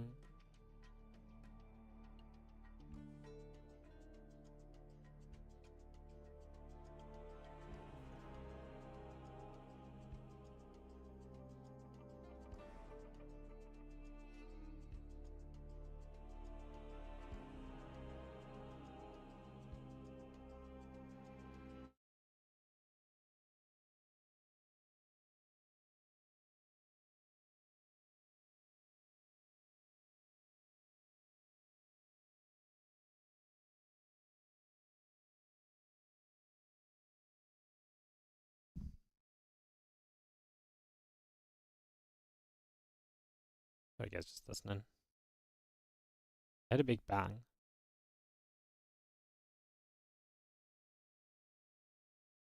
Alright, I'm gonna go Oceanborn here for Clem Trap Game 1.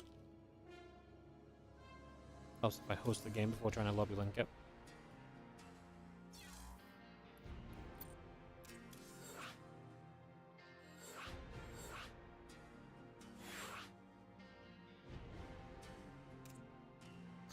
Alright. It's underway. Lemon Trap. TVP. 2 matches left today, guys. 2 best of 3s to go. Hope you're doing great. Welcome all.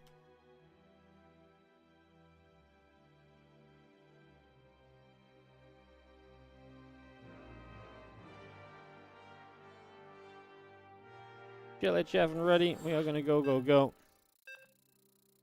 Get this started.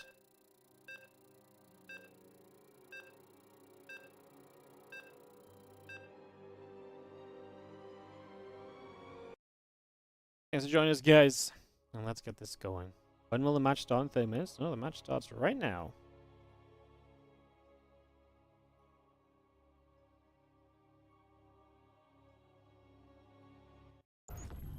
Let's hop through. As we have got in the bottom right corner of the map. Our Blue Brawlers player here needs a win in this series to potentially advance. This is going to be Team Genji's Trap. Top left, it's going to be our Red Terran. This is Clem from Team Liquid, of course.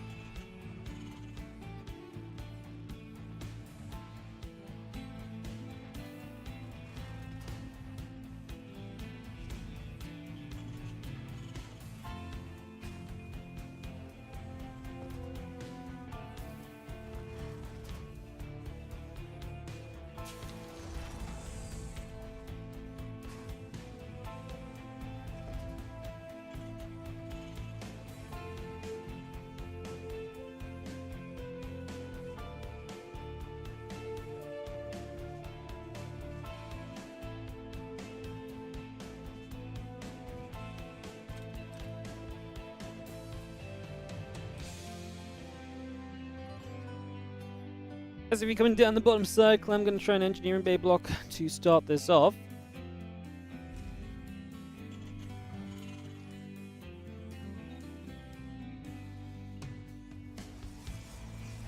Engineering bay getting placed then, going to get that put in position.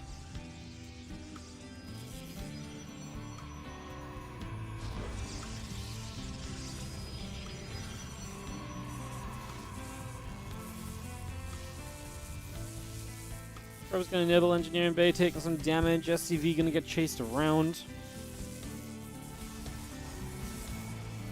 Probe's going to get the nibbles going as the SCV gets chased out of that.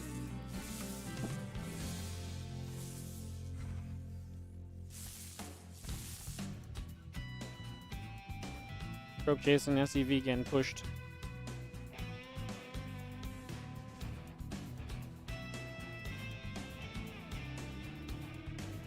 Well, once the Engineering Bay block doesn't become too much of an issue, pull the probes quickly, we handle that. There's a Zella now coming across the map from Trap as he looks to put some pressure on. Trap took a map of Clem in WardiTV Mondays the other day, so excited to see what that maybe means.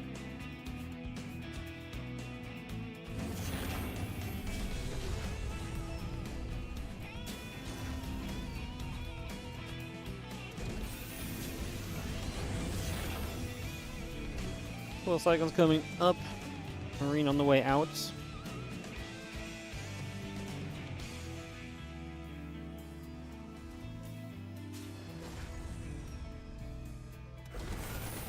Adept is going to start fighting those 2 Cyclones pop. This is going to keep you very safe.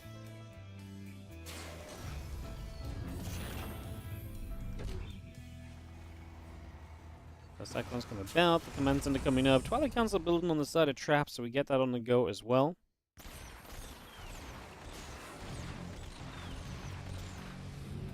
Cyclones chasing, Adept getting hunted.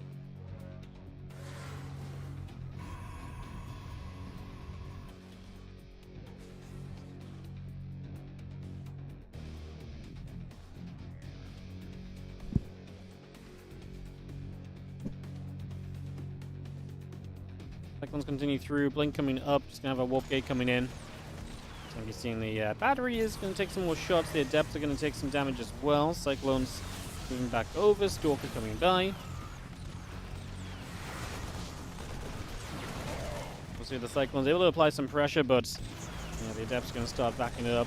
Just getting out of there for the moment. Cyclones still trying to do a little bit extra. Stalker taking some shots as well, 2 more Cyclones on the way in.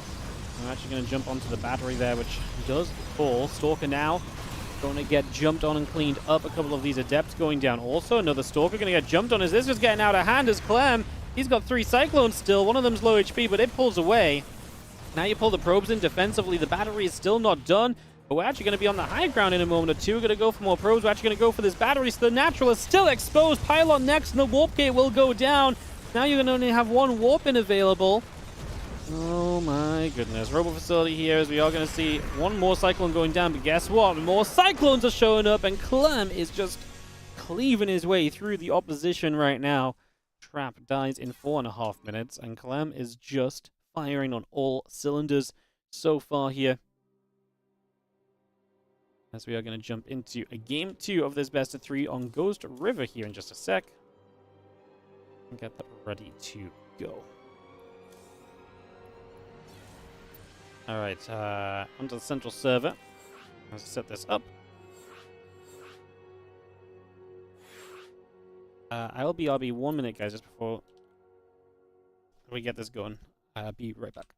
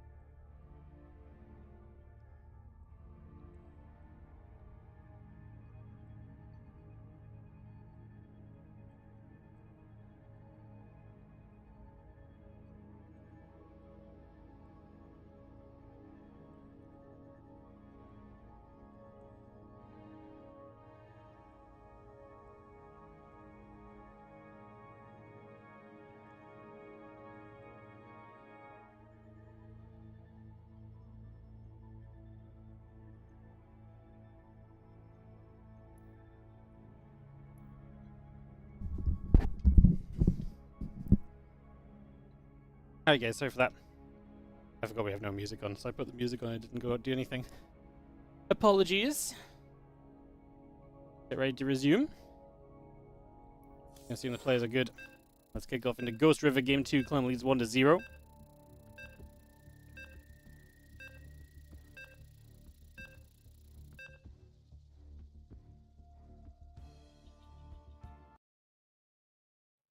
As we kick off into our map. So away we go.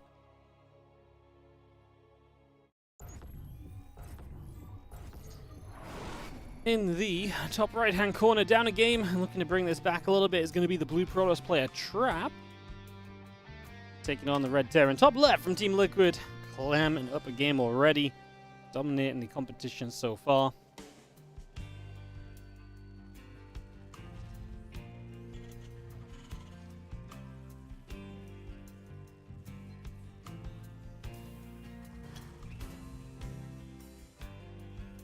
Alright guys, into game number 2. That's such a whirlwind of a first game. The cyclones just kept coming, and Clem wins so many games like that, it feels like.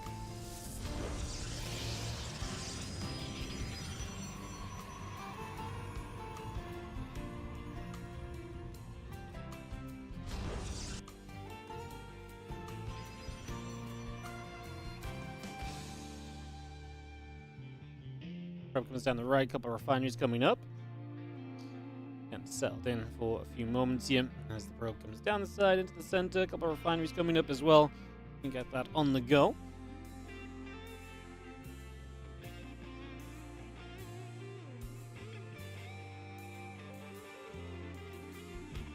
If Clem wins this series, he's guaranteed into the playoffs, by the way.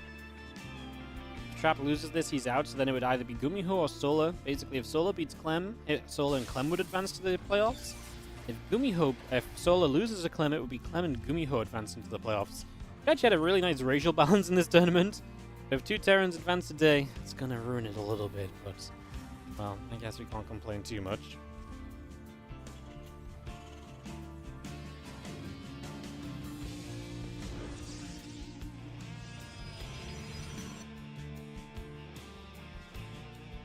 Probe on a little bit of a move right now. Heading around for a little bit.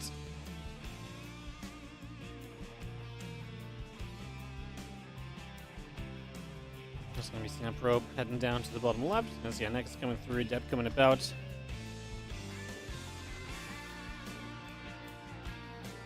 Probe just nibbling, Reaper on the way. Again, factory command center, all of that coming by. We do have our Warp Gate and Stalker on the way up as well, so we bring that all through.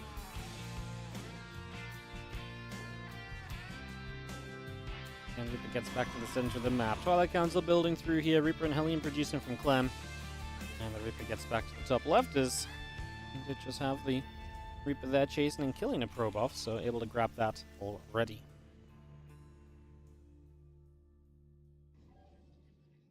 Reaper's back through the center. That is going to settle in. Reaper's already taken a few shots of damage. Hellion coming across as well right now, so making its way straight over there. And Hellion finishing shortly. Reaper coming through. 2 Reapers and the Hellion together. Gonna try and get that at depth, but oh my goodness, the battery does not finish in time. Wow. Well, another Reaper joins up, so it's gonna be 3 Reapers and the Hellion now together. As we push up this ramp and start to press forward a little bit, Stalker is going to move about as well. Just having ourselves the Warp Gate and the Blink continue to come by. We'll have ourselves the Reaper Hellions able to go after the Stalkers here now. Able to jump on this Stalker here, obviously not near a battery. Grenade is well placed to make sure if that Stalker had tried to run, it would have got bopped. And now we're going to turn this onto the mineral line as Clem looks for early damage again. 2 probes dead, 3 probes dead. And these Reapers are still alive. 1 Stalker is not a lot of DPS. And that is the issue right now as we try and fight through another Stalker. Has to warp in first. Ends up having to back away. We're going to get that Stalker kill. Oh, it just pulls away in time. It gets out of there. Last hit point on that Stalker as this Reaper will go down. I mean, that's a nice save from Trap at the end of a rough few moments. Multiple kills on units. 5 probes going down. Massive probe pull required. And it's fair to say that Trap is not exactly in the prettiest of situations right now.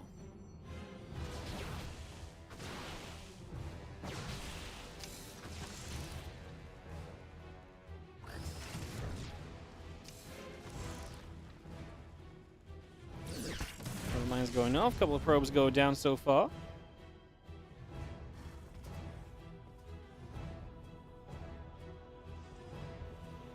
Still seeing our link coming through.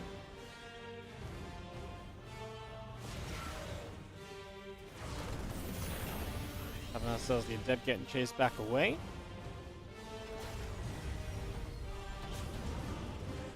And the medevac just sitting there with the Widow Mine inside. I'm continuing to look for potential damage.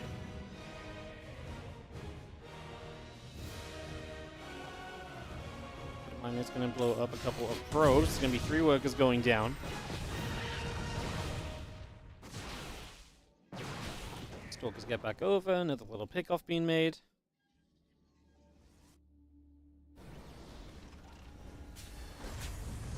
Factory lands. Hold a moment. And again, Stimpak combat shield continuing to come up. Engineering bay is about to finish too. Get that upgrade on the way in.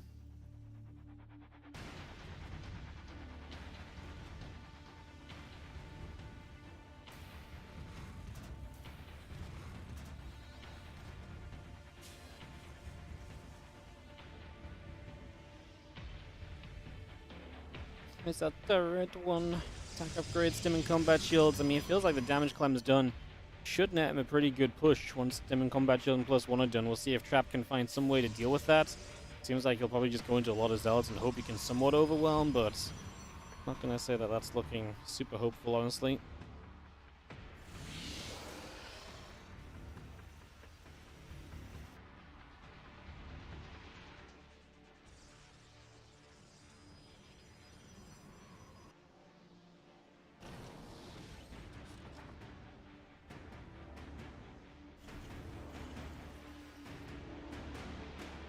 Bio gathering, Stalker moving about.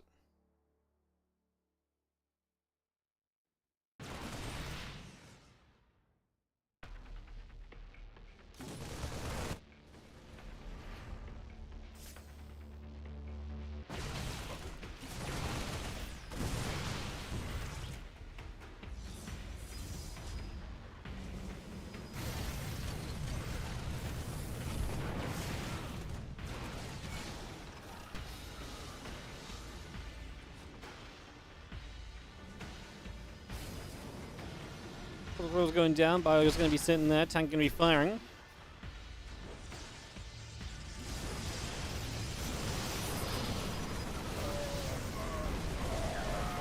Forward Immortal just going to be getting taken down.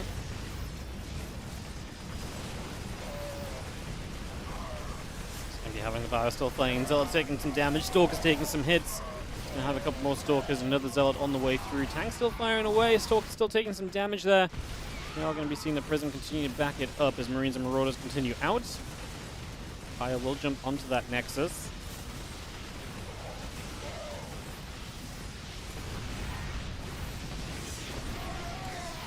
Seeing the couple of Widow Mines still shooting away as we do see another tank going down. Clem supply 111 to 74.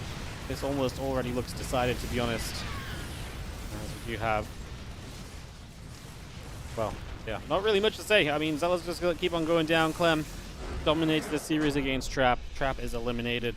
Clem is guaranteed to advance, and now it's just a question of who will go out of this group alongside Clem. The TLDR is that Solar must beat Clem. It's as simple as that. Solar has to beat Clem. So that's where we sit. That's where we stand. There's not really much more to it than that, guys. So we're going to take a chance just to run the ads. But, yeah, basically going into this TVZ to round our day out.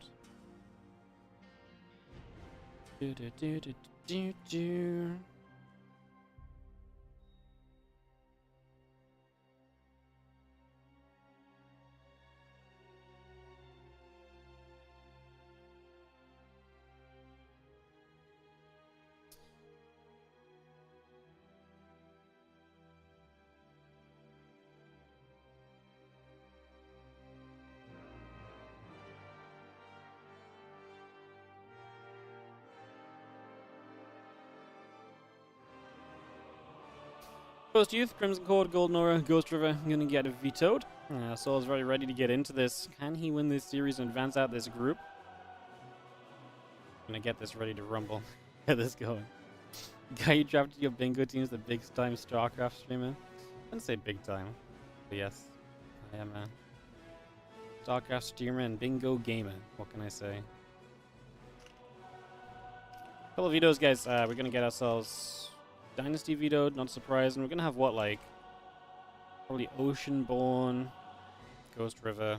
Yeah, Post Youth gets vetoed by Soul. That's so interesting. People thought this was a Zerg map, and now Zergs are vetoing this map. No. I'm already vetoed Post Youth, actually. So actually, never mind. Clem did veto it first. Soul trying to veto it at the end. So Post Youth, Crimson Court, Golden Aura, Ghost River, Dynasty, and then, yeah, the remaining maps, Amphion, Oceanborn, Sight, Delta, and Alcyone. So we're going to figure that out, try and get that going. Amphion vetoed, Oceanborn picked. Get into this, it will be solo server preference. Clem lost all of the coin flips today, actually. All of the coin flips. So he loses those.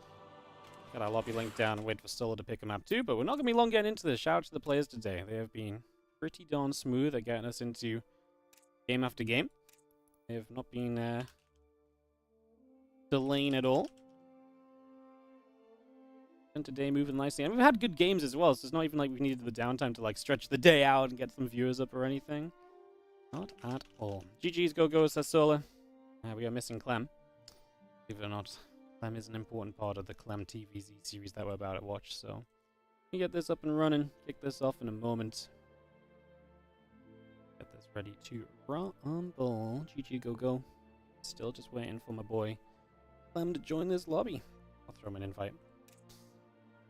Instead of waiting, oh, he clicked the lobby link just as I invited him. What a guy.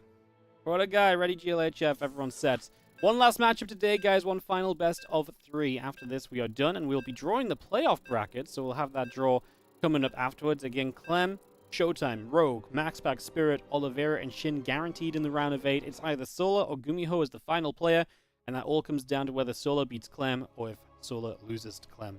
If Sola wins, he joins Clem in the round of 8. If Sola loses, then GuMiho joins Clem in the round of 8. So one last best of 3 today. Let's jump into it. We are going to start off in the bottom right corner of the map. Our blue Zerg player here in the bottom right corner, currently teamless after being his contract not getting renewed by Vitality. This is going to be Solar in the bottom right corner of the map. Top left, our Red Terran from Team Liquid. We have ourselves Clem.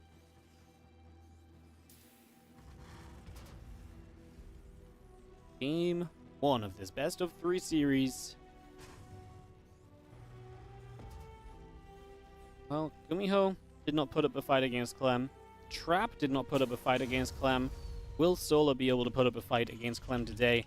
Watched Clem Solar the other day. Clem looked pretty good in this matchup, and Solar unfortunately just kind of got bounced around in it, so I guess we'll see if Solar can do a little bit better this time around. Again, we'll start on West at least, so a slight server advantage if nothing else here to get things underway.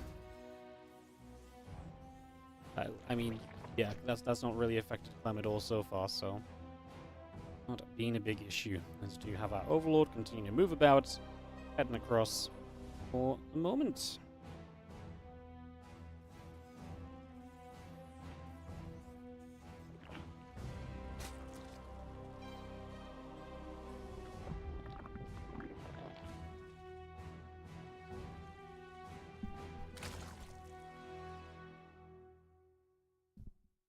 Reaper and Orbital will just come about, and the drone moves down to the low ground. Spawn and pool coming up, a hatchery about to finish. Drone or 2 on the way out as well. And again, the Orbital Command and Command Center continuing to build into place. The supply depot starts up from Clem. A couple of drones popping out from the hatchery. This drone moves over to the 3rd base.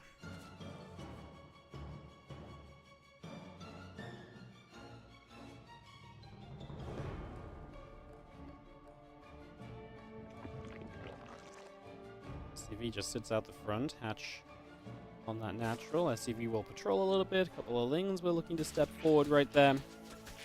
We're going to turn back around and go back onto that set of rocks, so we'll start up with that right now. Factory on the way through. Command Center building, reactor coming by. And again, the Reaper is just going to come and jump up in towards the main base. You'd pay money to see Clem play / practice versus Archon mode.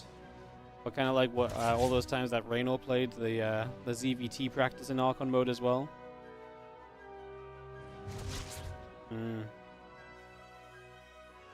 I think there's a very few players who would be able to play the Archon side of that effectively enough, you know, because you would have to have a very good communication, right? Like, really just be in sync, otherwise you're almost hurting each other.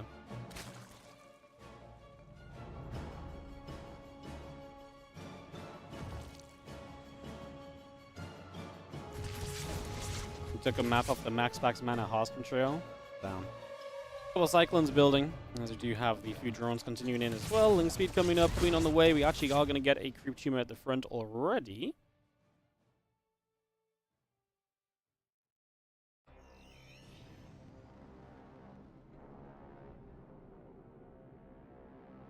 More Cyclones about to pop. Link speed is on the way through.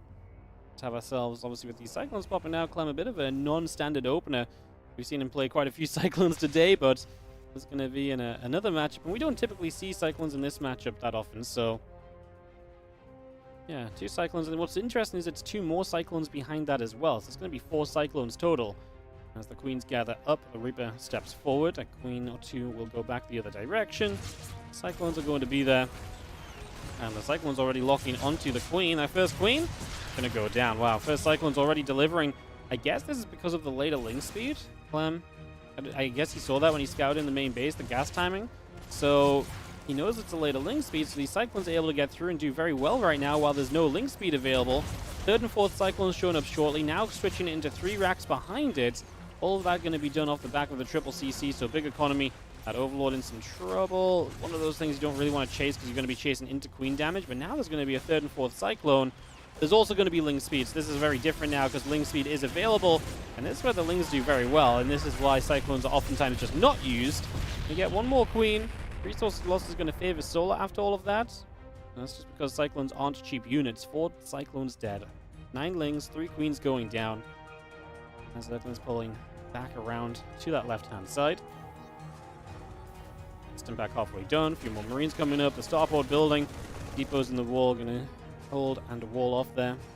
Hold that position. The rest of the Zerglings will set up to perhaps run through the natural.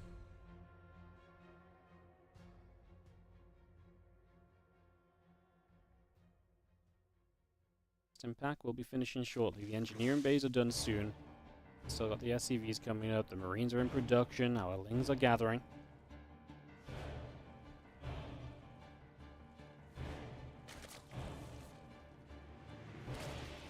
The 1-1 upgrades obviously start up on the engineering base.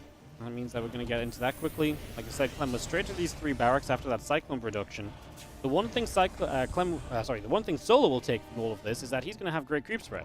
Right now, because the Cyclones are dead, there's no map control from Clem, so the creep can just push out without issue. There's no Hellions to push that back at all. So that is going to be a big deal, as a few more Zerglings are going to get back to the front, heading up to the top. Combat shield starting from Clem. As the Medivacs pop, obviously that will be some of his map control regained. However, if he takes his Marines across the map, he's not going to have anything at home to play defense, and that's why this group of Lings sitting on the map is going to be extremely good, because it gives Solar a real good opportunity to kind of punish Clem if he tries to retake map control here. Now Clem will start to step forward. Only has a couple Marines really left behind. 1 Ling sees those Marines moving. We're going to wait a little bit, let them get a bit further out on the map, and then you strike. That should be the plan here for Solar, as Clem is going to get to the creep spread. And that's perfect, because now you want these Marines to turn around. You don't want them to deny loads of your creep. The Marines that are here, though, are actually going to be good and honestly just well positioned. So Solar's just going to cancel the right side base. Now he is double expanding. He's got the bottom side base coming online too. Clem has not dropped a scan all the way across here. It's kind of surprising, as he is going to load up into the Medivacs. Back away up the right side. And just going to go over to the corner. Medivacs load again. Command center coming up. Melee upgrades, Baneling speed, all on the way out. Hydralisk Den is building from Solar as well. We get that on the go. And Marines and Medivacs on the right will step down onto the low ground again. A couple of creep teams getting picked away at. The Ling Bane continuing to come across there. And we're just going to unload back over on the right side behind those 2 refineries. Step forward once more as our Queens continue through. The Ling Bane continues to get there as well. These Marines are going to now go after this hatchery. More Ling Bane wants to try and get into position here. The Banes are going to roll up. Nice target fire in the first group of Banelings. We do not lose a single Marine there initially. We drop into the 3rd, or think about dropping into the 3rd. Instead, we're going to lift up and drop into the main base.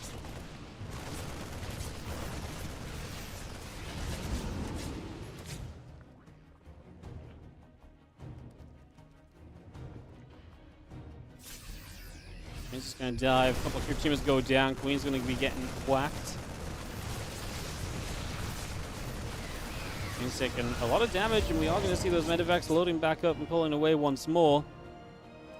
Nice little grabs from Clem. Resources lost now is 900 to 1900. Remember that Clem was at something like 800 to 600? He just killed a bunch more Ling Bane over here as well, so Clem's efficiency is starting to go through the roof. Marines step down to the lower ground. Drilling claws coming through. The additional Marines coming up. Plus 2 attackers on the way. The Widow Mines are building. Sensor Tower coming by also. Medevac still in that bottom corner as the few Marines will go for a few more Lings. Lings just keep on dropping. We're going to turn around. Tanks are going to shoot away at the Lings as well. The Banes continue to run into this. Marines continue to step backwards. A few more Banes getting shot down as we go. We do have Clem in full retreat mode back to the north. Bane Hydra continue to come on through. Another couple of Marines coming about. Hydra's going to get jumped on again. Solo's supply is already dropping down quite badly as one medevac alive here. Needs to be careful of where it goes. The spore crawl is all over the place, and that medevac is low on HP already. Marines step up. A few more creep teamers going down. Hydra's and Lings will come forward as well. A couple of Banes coming through, and we having another load up. But I'm still getting pushed back as the Ling Hydra force comes in once again. In a few moments, obviously Clem able to get a lot done there. Good amount of pushing already being done. Marines, Widow Mines setting up. The medevacs will rejoin together. Ourselves, the Marines are loading into the bottom corner. A couple of drones going down. The extractor taking damage also. Widow Mine tries to line up onto the Ling Bane. The rest of the Marines coming about as well. 2-2 upgrades still coming through. The +2 melee upgrade coming in. Widow Mines will try and burrow. Oh, the friendly fire into the Marines! Sola needed something, and some friendly fire might just help him out a little bit. Sola doing what Sola does best, which is hang on in there until lurkers are out and turn the game, flip the script on with the lurkers. That's what he does all of the time, and it's definitely seeming what he's on his way to doing right now. As those Marines get a few more Zerglings, the medevacs come around the right-hand side. We push down this ramp, a few more Banes morph in. A couple of those Banes will go down nigh on immediately. Widow Mines want to drop through here. 1, 2, 3, 4 drilling claws available. So 2 at least will burrow. Third one trying to just go towards the try and go towards the drones. Retargets on the overlords a couple of times. Lings will be there. We reburrow, but there is detection apparently, or it was just the final shot was good enough. I'm backing it up the right hand side. Actually going to come in from the left as well. It's going to be a concave of Clem against those units of Solar, who starts the seismic spines. The countdown, the final countdown to lurkers being fully available here is now on. If we can get to those lurkers, then you gotta like it a little bit more for Solar. You gotta like what he can potentially do from that right. It gives you a little bit more hope, if nothing else, as the Lings step up again. Bio gonna be there. The Ling Bane getting turned around once more.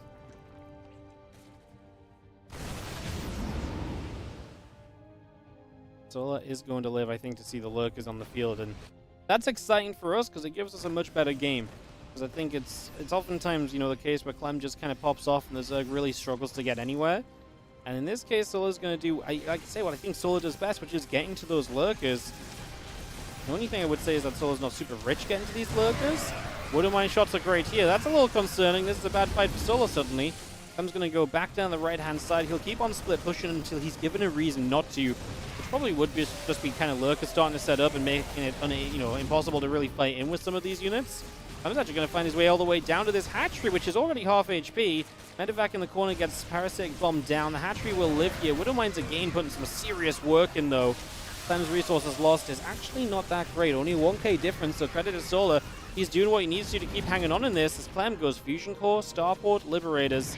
He's going to ready up for the next phase of this game. I think he realizes he's going to need something to help him fight against the lurkers here. So he's going to start going toward that right now. Obviously, Ghost will be an important addition as well at some point in the near future, you would imagine.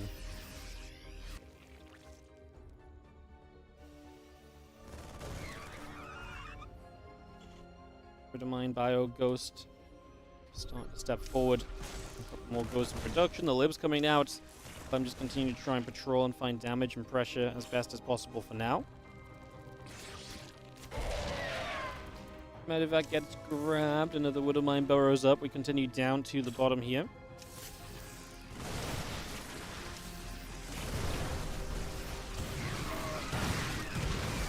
Well, Widow Mine's getting shots off. Ling Bane taking hits.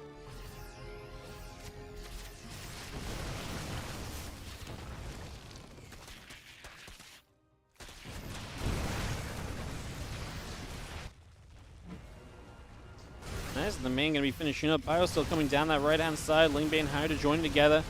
Just gonna see the Lingbane gonna take some hits here. Ghost gonna be there to absorb a few shots as well. Bio continuing to fight against those Lings. Nidus went up in the main base. Looks like Clem's on his way to deal with it and didn't look like Solar got anything out. So the Nidus gets up, but not gonna be able to capitalize. That's a shame. Now Clem's gonna be a bit more on top of denying those Nidus networks from here on out. You'd imagine he's, being alerted to them. He's gonna be a bit more ready to play around them. +3 armor is about to finish up. Additional libs halfway done. Marauder popping out still. +2 missiles is starting. The Baneling's on the way. Creep team is coming over. +3 melee finishing. Now the Ling is going to try and jump onto the bio units as the medevacs will load up and pull back over to the right side.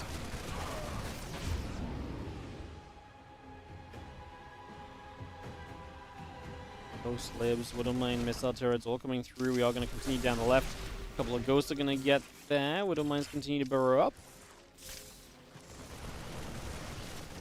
Okay, Hydra going to press forward as well. Another Widowmine shot into quite a few of those Lings. Bane's continuing to push this back. The Ghosts are going to line up some snipes. One Overseer already going down. Going to step down this ramp as well. A couple of those Marauders in the front. Baneling's crashing through. Banes keep on crashing through. Quite a few Ghosts eating the Baneling shots. He's going to have units on the other side, by the way. I don't want to look away from this fight just yet. Maybe now as we see Clem getting cleaned up. He's also going to have Lurkers in this mineral line. The Liberators are there to try and help, but yeah, taking a bit of damage. I think we will save this base, though. So this isn't actually all that ideal for Solar. This is a lot of Lurkers lost. The win for Solar here was honestly across the map. This army did extremely well. Clem will lose a base off the back of this. Has to lift that up and retreat it. Might even lose the CC if the Hydras can get it in time. Nice networks there will be cleaned out. Solar still has the momentum on this left side of the map and going to push down this ramp and in towards this left side base. That planetary fortress immediately in some trouble. Widowmine shot hits the Overseer. The Banes are going in. That's going to be a second base kill as the planetary fortress goes down. 26 SCVs along with it. And that is a major push from Solar. Wins a fight, gets forward, gets rid of 2 bases on the left side of the map from Clem. Continue to expand and take economy of your own. Beautiful. Mass Liberator sieging up here. Hydra Bane going to get pushed back around. Bio is going to get to the bottom side, picking away at the hatchery also. Nidus Network sets up as we come on over. Ling, Bane, Hydra continues to move. Liberators are going to siege again. Widowmine shot goes off. Ling's taking damage. Bane's coming forwards. Liberator is sieging. Hydras will come forward. The rest of the Bio Ghosts continuing through. Snipes across the board here. A few Banes are going to crash into the Ghosts. Those Ghosts are stuck. Solar has a little bit of money to rebuild with. Not tons of it, though. If another Nidus building up, that's not going to last forever. Liberator on top of it anyways. No point popping units out of that. That Liberator is going to go and get picked off by the Hydralisks. Bio units coming over as well. Hydra's getting chased. Overseer morphing will probably be killed. Solar definitely taking a lot of wins in the last few moments, but doesn't want to overextend. Doesn't want to lose a chunk of units for no reason. So you've got to be very careful about and around that idea. Something to be cautious of. Bio, Liberator, Ghost, Mine, pushing around the left. Hydra's going to get over there. A couple shots coming about. Widowmine's going to shoot. Kaboom for the big set of Lings.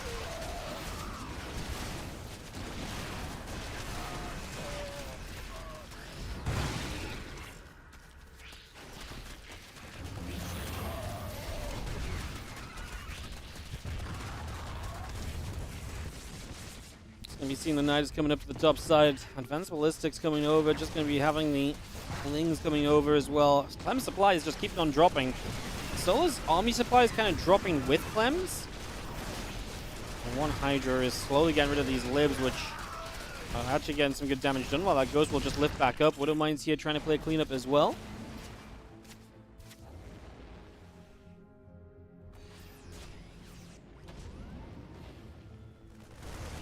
Still move up because it's going to be seen on Marines. Ghost, Widowmines firing. Bang, bang. Ling's going down immediately. The Overseers come back over. Advanced Ballistics still on the way in. The extra Marines continue to come out. Ling Hydra is still producing. Just having another Widowmine going to get set up. A couple of Ghosts are going to snipe down some extra Hydras. Again, Clem trying to hang on for dear life. Solar just has the eco to keep on rebuilding. And he should be able to stay a bit more competitive on that army supply for now.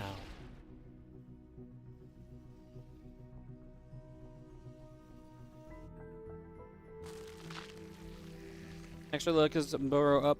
That would not burrow up, but morph in. 10 of them on the way.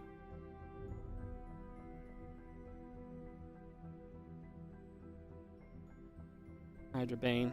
Lurkers coming through. Extra drones on the way. Widowmine going to shoot. A couple of Lings go down already. Widowmine firing again. Lurkers are going to be going back into that Nidus. Game kind of slows and settles, but I don't think that's a bad thing for Solo. Let that economy sink in a little bit. Let that army supply rise up and get to that overwhelming force that I don't know if Clem can really deal with right now here on Oceanborn.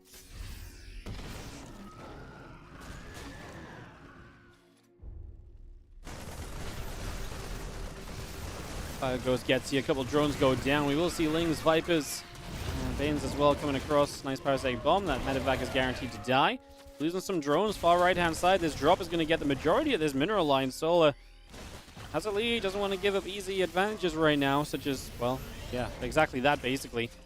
Now, this is looking nice, though, because you've got Lurkers over here. This base is going to go down. All those SCVs will follow. Mass SCV kills. This base gets pushed back, too. Clem is reduced down to 3 bases. He has been fighting a losing battle in this game for a little while now, and that's not going to stop as Lingvein Hydra pushes on forwards, and Clem is really on his last legs of a defense. He's still trying to drop. He's still trying to keep this interesting.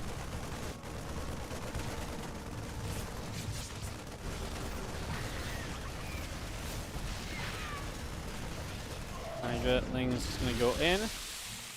Medevac getting punched.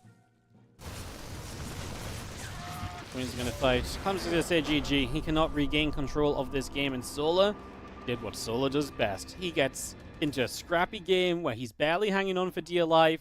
But he gets the Lurkers, and he starts to win a fight or two. He starts to harass elsewhere, and all of a sudden, Solar comes to life, and he makes it work.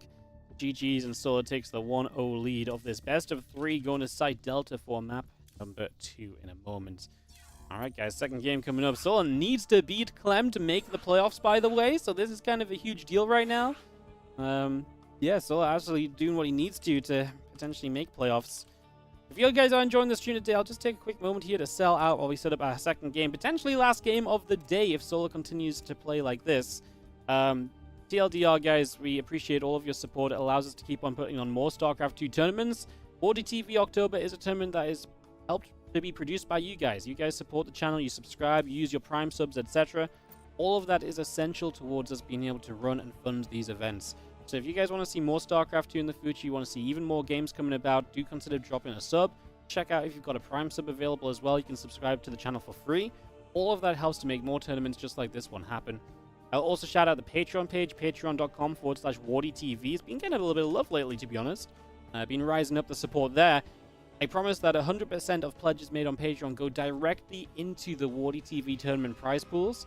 We're currently at $607 per month on Patreon, which is amazing. That's $607 that goes to players. Any transaction fees on Patreon, we cover from other funds. We make sure that anything you pledge on Patreon is directly heading into a prize pool, guys. So check out the Patreon page as well, patreon.com/WardiTV. Again, your support makes tournaments like this one happen. Without you guys, it really would not be happening like this so frequently.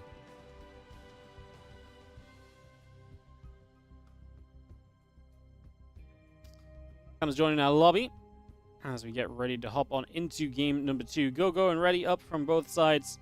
We get ready to hop into our final map, maybe. And Solar get a 2-0. That'd be wild if Solar got a 2-0. Site Delta to try and make it happen. And he pulled that one back from a pretty rough position. Why not a second time around? Countdown is good. Game is loading. Clem and Solar about to do battle in the world of Terran versus Zerg. Let's get this up and ready to roll.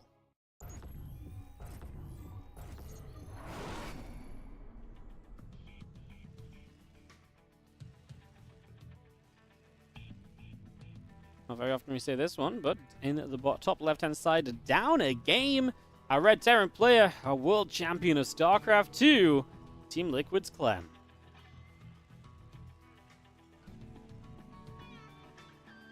Bottom right, our blue Zerg representing no team right now. You are a team owner randomly watching the Wardy stream. Pick this guy up. He's a beast.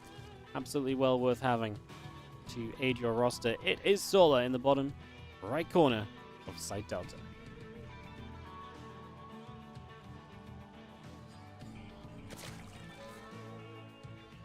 We are going to see Clem low ground barracks indicating most likely multiple barracks and Reapers on the way early. Yo, Terranzoid, my man, over on the YouTube with the super chat. Coming in with the 10 euros. Yay, TVZ. Hell yeah, thank you so much for the 10 euros, mate. Appreciate it, as always. Our MVP superstar, Terranzoid. Thank you so much for the support, mate. Really appreciate it as a couple of barracks come online. And we do have hatch gas and spawning pool coming in. This will be central for Clem, so a little bit of a better server than game number 1 was. Game 1 was on West. Giving Solar a little bit of an edge ping-wise. Can Solar join the rest of our star-studded lineup in the playoffs, guys? We've got MaxPax and Showtime repping Protoss, Rogue and Shin repping the Zerg, Spirit, Oliveira, and Clem repping Terran right now. Can Solar join us as an additional Zerg player in that competition? That is what we sit and ask ourselves right now.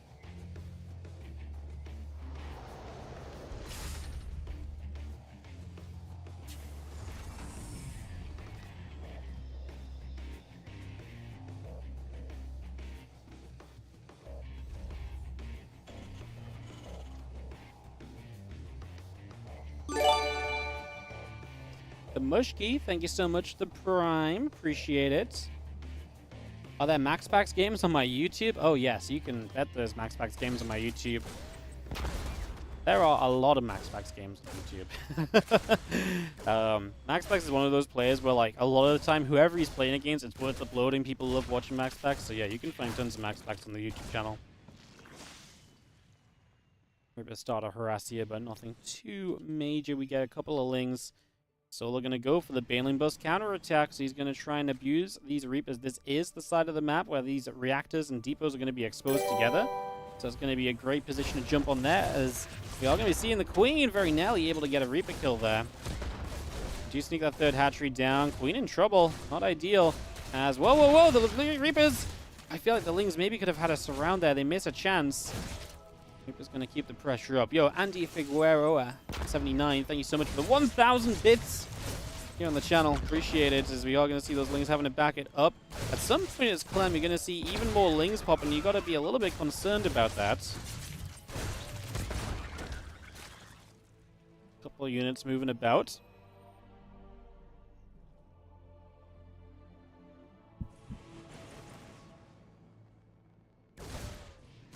Reaper's going to get caught in the corner here, which is interesting. Some of the Lings is going to run across. Obviously, this is where Clem is going to start figuring out what's up. There is a bunker on the way, as Clem will have a few more Lings showing up onto his Reapers here. I think this is not going very well for Solar so far, as these Lings have been taking a beating. The Reapers have obviously done a lot so far. Now a bunker's going to be up as well. Seems like a huge deal. Kane's going to roll into that. I mean, like I say, there is a bunker, and it's very well positioned. It's going to be surface area completely reduced as the Banes crash through. We have a couple of Banes left over. The Lings are going to go chasing those Reapers down. I don't think Clem's really going to care about that. He's actually only going to kill one. The other three get away.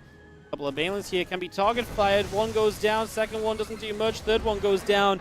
Solar is not going to succeed in this breakthrough. It didn't look like there was hope for that at any single point, to be honest, as Clem is going to tie this up 1-1, and we are going to a final game. Here today, we are going to go to one final map, and that's going to be on Alcyone. So, Solar, tournament life in his hands. He needs to win this map against Clem to advance out of this group, otherwise he is eliminated. Clem is fighting just to guarantee first place. As that Bane bust. I think just a little bit too much trouble, a bit too figured out from Clem. Bunker was down in plenty of time, and he was just on top of it, right? I mean, Solar failed to catch the Reapers multiple times. I think there was multiple moments he could have caught the Reapers, actually, and he just didn't get those opportunities correctly executed. So we are going to head into the game number 3. As soon as Clem joins our lobby. We are set to go. That was a short one. We do not need any ads. We can kick this off and go into one final map today, guys. Go ready, says Solo, waiting for Clem to give us the go-ahead as well for Alcyone. Final map of the day decides who advances. Let's see what we get in the WardiTV October Group D. After this, we'll be drawing the playoff bracket as well, so you guys can know what to expect next Tuesday and Wednesday in our round of 8 and onwards.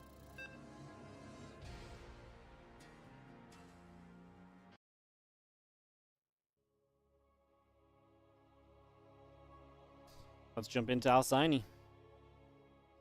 Let's get this started on up.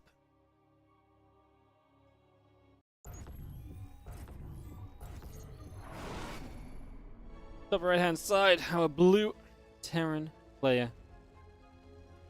This is going to be from Team Liquid. We have Clem with the defense to make this 1-1. In the bottom left, our red Zerg player Solo. Extractor trekking it up to begin the first few moments of this game, getting this up and running.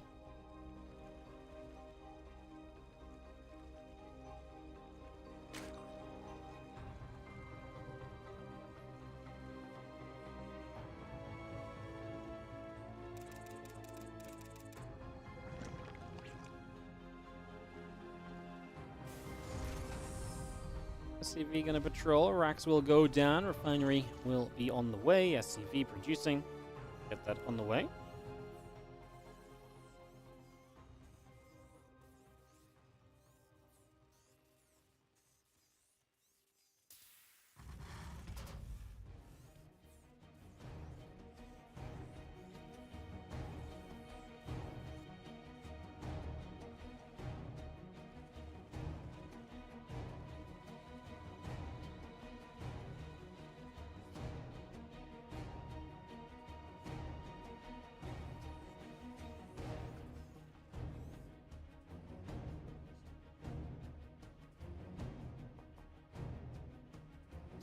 Overlord moving about, Reaper in the orbital coming through, getting set up for a couple of moments.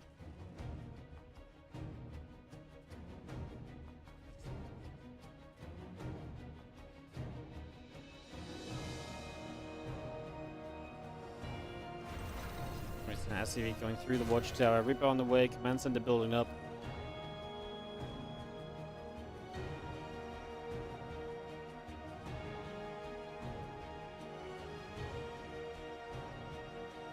Reaper popping, factory is on the way, couple of queens and lings continue to come about for the moment. We get that on the go here. Alright, SCV moves about again, factory coming up, hatch and the gas coming in as well.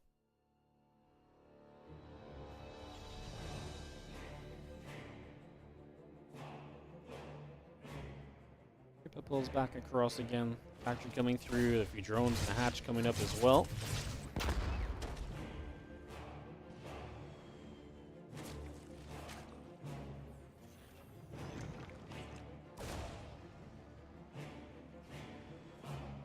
Drones continue to produce. Factory will start a couple of Hellions. Barracks moves over to the side. Reaper still patrolling. Again, a couple of queens. The drone, the hatchery on the way up here early. Still patrolling out the front. Hatch coming through. The couple of queens are building. The lings already jumping onto the set of rocks over here as well. It's just a little bit of damage done. Nothing too crazy. Again, a very peaceful opener this time around, of course, compared to what we just saw with the Reapers into the Ling Bane burst return.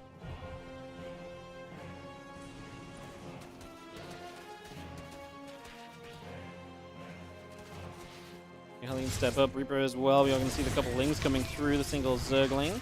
It's taken down. Queen going to keep putting damage in. 2 Hellions and a Reaper into the main mineral line is a concern. That's enough to really do some serious damage. We hit the Queen multiple times there as Clem, though. That could have been shots towards the drones already. Great pull away. The drones may be losing mine time, but these units have not killed anything. Now a couple of Lings will go down. Now a drone falls. Okay, we actually had a second drone dead there, and 6 Lings have died as well. Now 2 Hellions show up on the natural. Queens together here will just step up, and that should... Okay, actually ends up being 3 more drone kills. Clem gets 5 workers, but he's going to lose like 4 Hellions. The Reaper... It's a... Okay, 3 Hellions and a Reaper.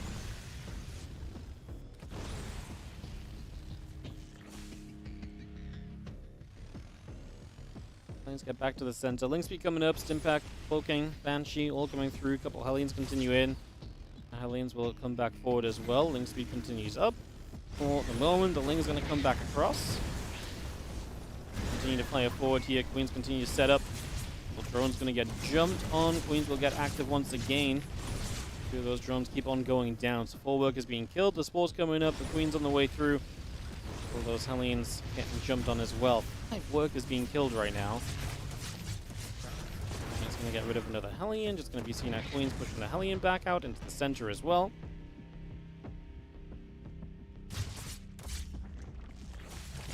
Queen's gonna shoot. Banshees gonna get shoved away. Again, Cloaking and Stimpack continue to come around.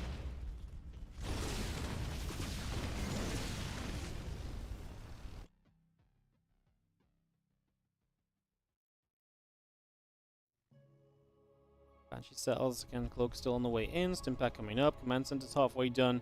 The Lair and the drones continue to produce on the side of Solar. Roach drone is building as well. You have a couple of Banshees coming through. Gonna start getting rid of some creep out the front as well. Well, double Banshee, cloaked, but there's a Spore Crawler ready. Queen's getting into position. First Banshee's already kind of low. And these Banshees will not do much at all just yet. They do get pushed away. They do get shoved back. That is a nice defense.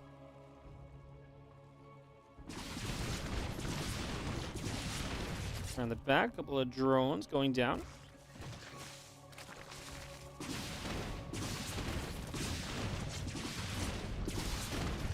Banshee's shooting, Queen's still taking damage. Spore Crawler gonna get killed off there. Hellions are gonna be there. Ling's gonna turn back around. The Queen gonna be there as well. Gonna fight the Hellions too. And combat shield coming up. The siege tank is on the way in. Roach speed building.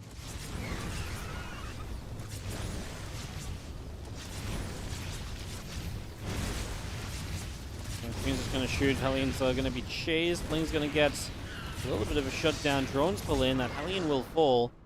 3 drones being killed again. 1-1 upgrades and combat shield still coming through on the side of Clem. Roach speed coming up. The extra drones and extractors on the way. With a hatchery down on the 4th base as well. We continue to get that up and running.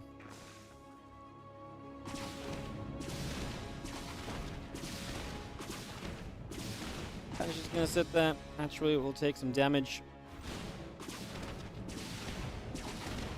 Solar just gonna sit 6-7 drones to the 60 SCVs of Clem. As his Roaches continue through. Roach speed finishing. Let's see what upgrades he gets off the Evo Chambers. See if he's really gonna stick to a Roach style. Or if he's gonna focus on kind of switching towards Lings and Banes in the near future. He is gonna go missiles. Okay, so missiles on the way. Infestation Pit 2. Solar. Different vibe from what we saw in that first game of the series.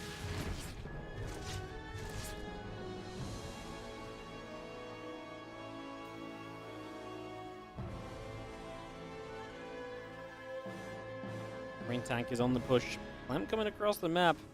Espresso is going to get tested a little bit. Kind of a little scary when you're playing Roaches if those tanks ever get into position and can start dealing damage. But the tanks actually pull back and play defensive. The Marines will continue forward.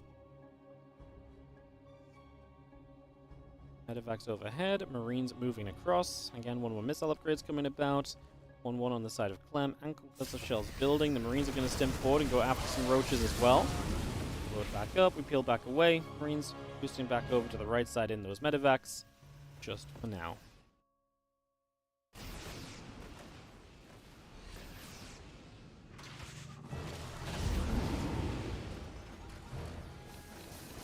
Still got 1-1 then building up on the side of Solar. Hydrodan, Hive, all of that continues through. The 5 additional drones in production, 4 more Roaches on the way out.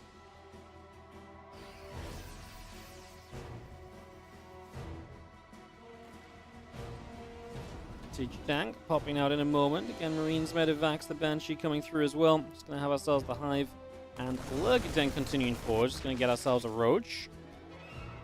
I'm still sitting back a little bit. Solar getting towards the Lurkers. Obviously, this time will be Roach Lurker. Still expect later in the game to move into more kind of Ling Lurker, but Roach Lurker for the moment. This is where the tanks can do great, because tanks are great against Roaches. Tanks can do great against Lurkers. It's very hard to push in anywhere with the Lurkers when the tanks are all set up wonderfully as well, right? Because the tanks will be sieging. Our units stepping forward. Crit Tumors will begin to go down. Queen's on that right-hand side. Taking some shots. The Roach Ravager comes back through. Tanks continue to fire away. A couple of Queens going to get blasted. The Marines will regather themselves. And again, that Lurker Den is about to complete. A couple of Roaches coming through. The Viper on the way. Hydralisks in production as well. Just seeing our Roach Ravager Hydro Force continue to step forward here. A couple siege tanks trying to fire back in return. Position already looking good for Clem. I mean, Lurkers are now on the way up. Great, but already taking some damage for us with Balderwald. The Medevacs. Hatchery is going to go down here, no doubt. So you lose your base. And Clem keeps on pressing forwards with these siege tanks. Solo's tournament life depends on this defense. He cannot lose this game if he wants to advance to the round of 8. As here we go, the Lurkers are going to step up. Roach Ravager, Hydra stepping up. A couple more corrosive files. Medevac's pulling back. Viper, Queen's going down. Queen's going down on the right side. Solo's supply is plummeting as Clem's attack here is just punishing the Lurker timing. As the first Lurkers are popping, Clem's already in position. And Clem takes a 2-1, returns the series into his favor and gets the victory to secure GuMiho into the round of 8 alongside himself. Clem will, of course, advance in first place of the group. And that's a big thing to note because that does affect the seeding and who gets seeded where. So guys, what we are going to do is we are going to draw the playoff bracket. So we're going to do this live on stream. So if you guys want to stick around and obviously watch to see how this ends, we will be doing this live in a couple minutes. I'm just going to let some ads run and then we'll do the playoff bracket draw. And then we'll see who is going to be playing who next Tuesday and Wednesday as GuMiho will advance from this group equal to map score with Solar and then equal and then wins out on the head-to-head. So Solar's ZVT really let him down a day, losing to GuMiho 0-2 and just losing to GuMiho all around. Pretty rough. No mirrors, Prey. Yeah, I'm looking at it like there's a very good chance we don't get mirrors. There's a very good chance we do. I guess there can be no Protoss mirrors. It's really just a question of do we get PVZs and TVTs or PVTs and TVs. Yeah. Basically, we want the Protosses to not draw the... I mean, Clem... I mean, Oliveira has like a 1 in 2... 1 in... yeah, like a 1 in... 2 in 3 chance to draw Terran. I think the good thing is, though, is that hopefully there's not going to be 2 TVTs. Maybe that's what we hope for. Could be the TVTs that ruin this, that ruin this for us, guys. Ay, ay, ay. Alright, we're going to take a moment here, and we will be, getting this ready to rumble, my friends. Like I said, just getting the ads roll out for a moment or two. This is the end of the stream today after we do the bracket drawing, by the way. We don't have any sponsorship or anything, so this is just the bracket draw and seeing how this all pans out. And we'll see what happens. I guess if we get no mirrors in the round of 8, there's a chance we just get TVT in the semifinals and finals. That's going to be how it gets us, right? That's going to be how it gets us. Ay, ay, ay. Yeah, thanks for tuning in, guys. Like I say, I mean, got about a minute 20 until ads are done, then we'll draw this bracket. But thank you so much for watching the WardiTV October again today, yesterday. Again, just a reminder, tomorrow, I'm not sure if I'll be going live. I don't really have much to cast, but maybe we'll figure something out to do. I have got an appointment in the morning, but I'll be back in the afternoon, potentially. Friday, Saturday, Sunday, I'm not here. I'm going to travel to play a Pokemon tournament this weekend, so I'm not here Friday, Saturday, Sunday. So if you don't see me tomorrow, I will not be back until Monday. First time taking some days off in a while, to be honest. It's been a pretty jam-packed schedule lately. Yeah, we took a day or two off last weekend, right? But we took Friday off last week. But yeah, we've pretty much been live every single day apart from one day since September the 23rd. So it's been a pretty good run. We've been live for 1, 2, 3. Well, that's 7, 14, 21 minus 1. Yeah, pretty much like 24, 25 days in a row with 1 day off. Actually, I think we had 2 days off. Yeah, okay, maybe 2 days off. So been a pretty good streak.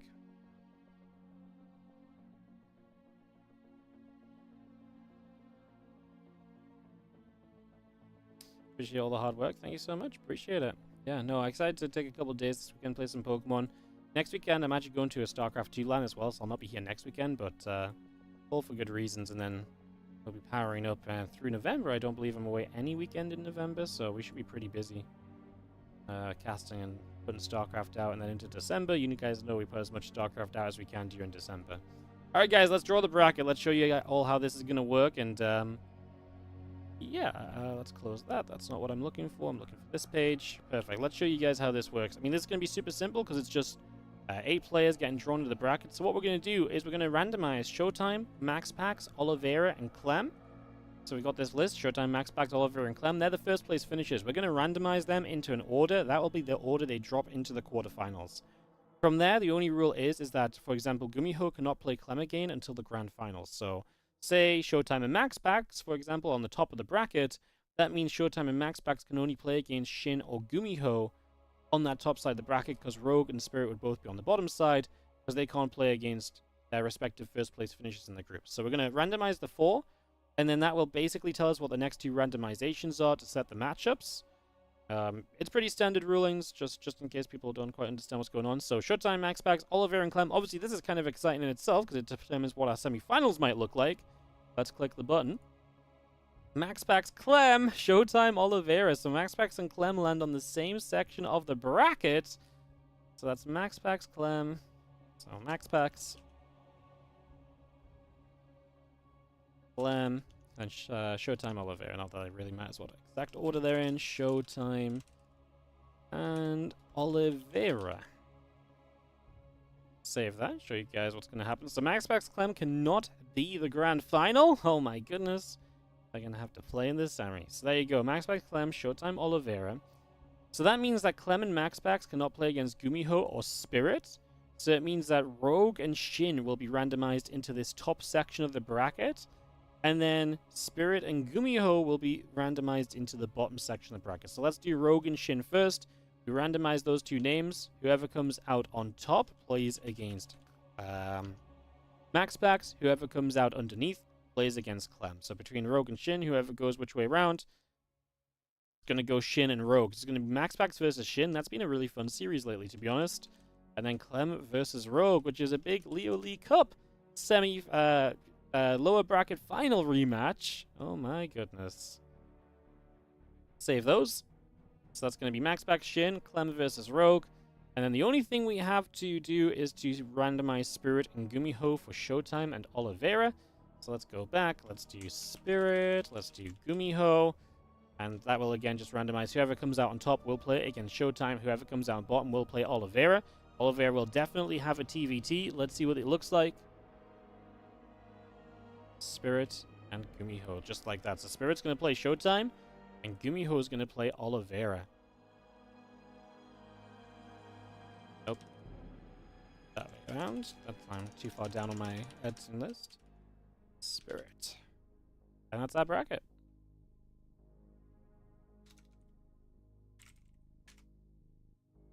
So there you go, guys. MaxPax, Shin, Clem, Rogue, Showtime, Spirit, Oliveira, GuMiho in that order. Let's break that bracket nice and big. I love how the ads get bigger with it. That's going to be our playoffs. So round of 8 will start next week. We will probably switch the order to start with Oliveira, GuMiho, because they're both Asian time zones as well. So we'll probably do Oliveira, GuMiho, then MaxPax, Shin, then Clem, Rogue, then Showtime, Spirit. We'll probably just do 1, 2, 3, 4. Because that means that the 2 Asia base players are going to be able to play first and be done. And then obviously 2 Europeans play last. That makes the most sense. And then E versus Korea in the middle. And then semis and finals.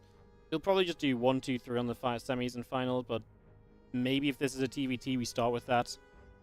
Anyways. So yeah, this is going to be Tuesday and Wednesday next week for those playoff games, guys. That's going to be freaking great. So look forward to that. Thank you so much once again for tuning in today, guys. I hope you've had a fantastic day. I hope you like the bracket. And yeah, not much else to say. We're going to be wrapping up the stream right here. I don't know if I've spent enough time to run another round of ads and to try and milk all the money out of you guys that I can, but we might talk here for another... Surely we're only like a minute or so away from getting another round of ads, to be honest. I think we should only be a minute or so, so I'll just talk for a second or so, guys. So yeah, thank you so much for watching. I do appreciate you all being here. Hope you guys have a great rest of your day. Yeah, I might be here tomorrow. I might not be. I'm not 100% sure what the plan is going to be tomorrow. Still trying to figure that one out. But if I can figure it out, then would love to obviously share with you guys what the plan will be. Just like I said, I don't really know what the plan will be right now, so we'll figure it out as we go, is the TLDR on that one. Yeah, I don't think there's anything else to really add on, guys. So thank you so much for watching. Thank you so much for being here today. It's been an absolute pleasure, as per usual. And I will see you guys next time. Set of ads on the end. No Starship Troopers. No, we don't have any sponsorships today, guys. I'm sorry. How did I fall in love with StarCraft Brood War? No, I fell in love with StarCraft because I bought it to play arcade games with my WoW guild. Play tower defense. I didn't know what it was. And then tower defense sucked. I was like, I want my money out of this game, so I tried to play 1v1, and that was that. Alright guys, thank you so much for rocking up today. I'll see you guys next time. Set of ads on the outro, and I'll see you guys either tomorrow, if not tomorrow, on Monday for more StarCraft. You guys have a great day. Thank you so much for watching. See you guys next time. We will raid somebody on Twitch in 3 minutes when the ads are done.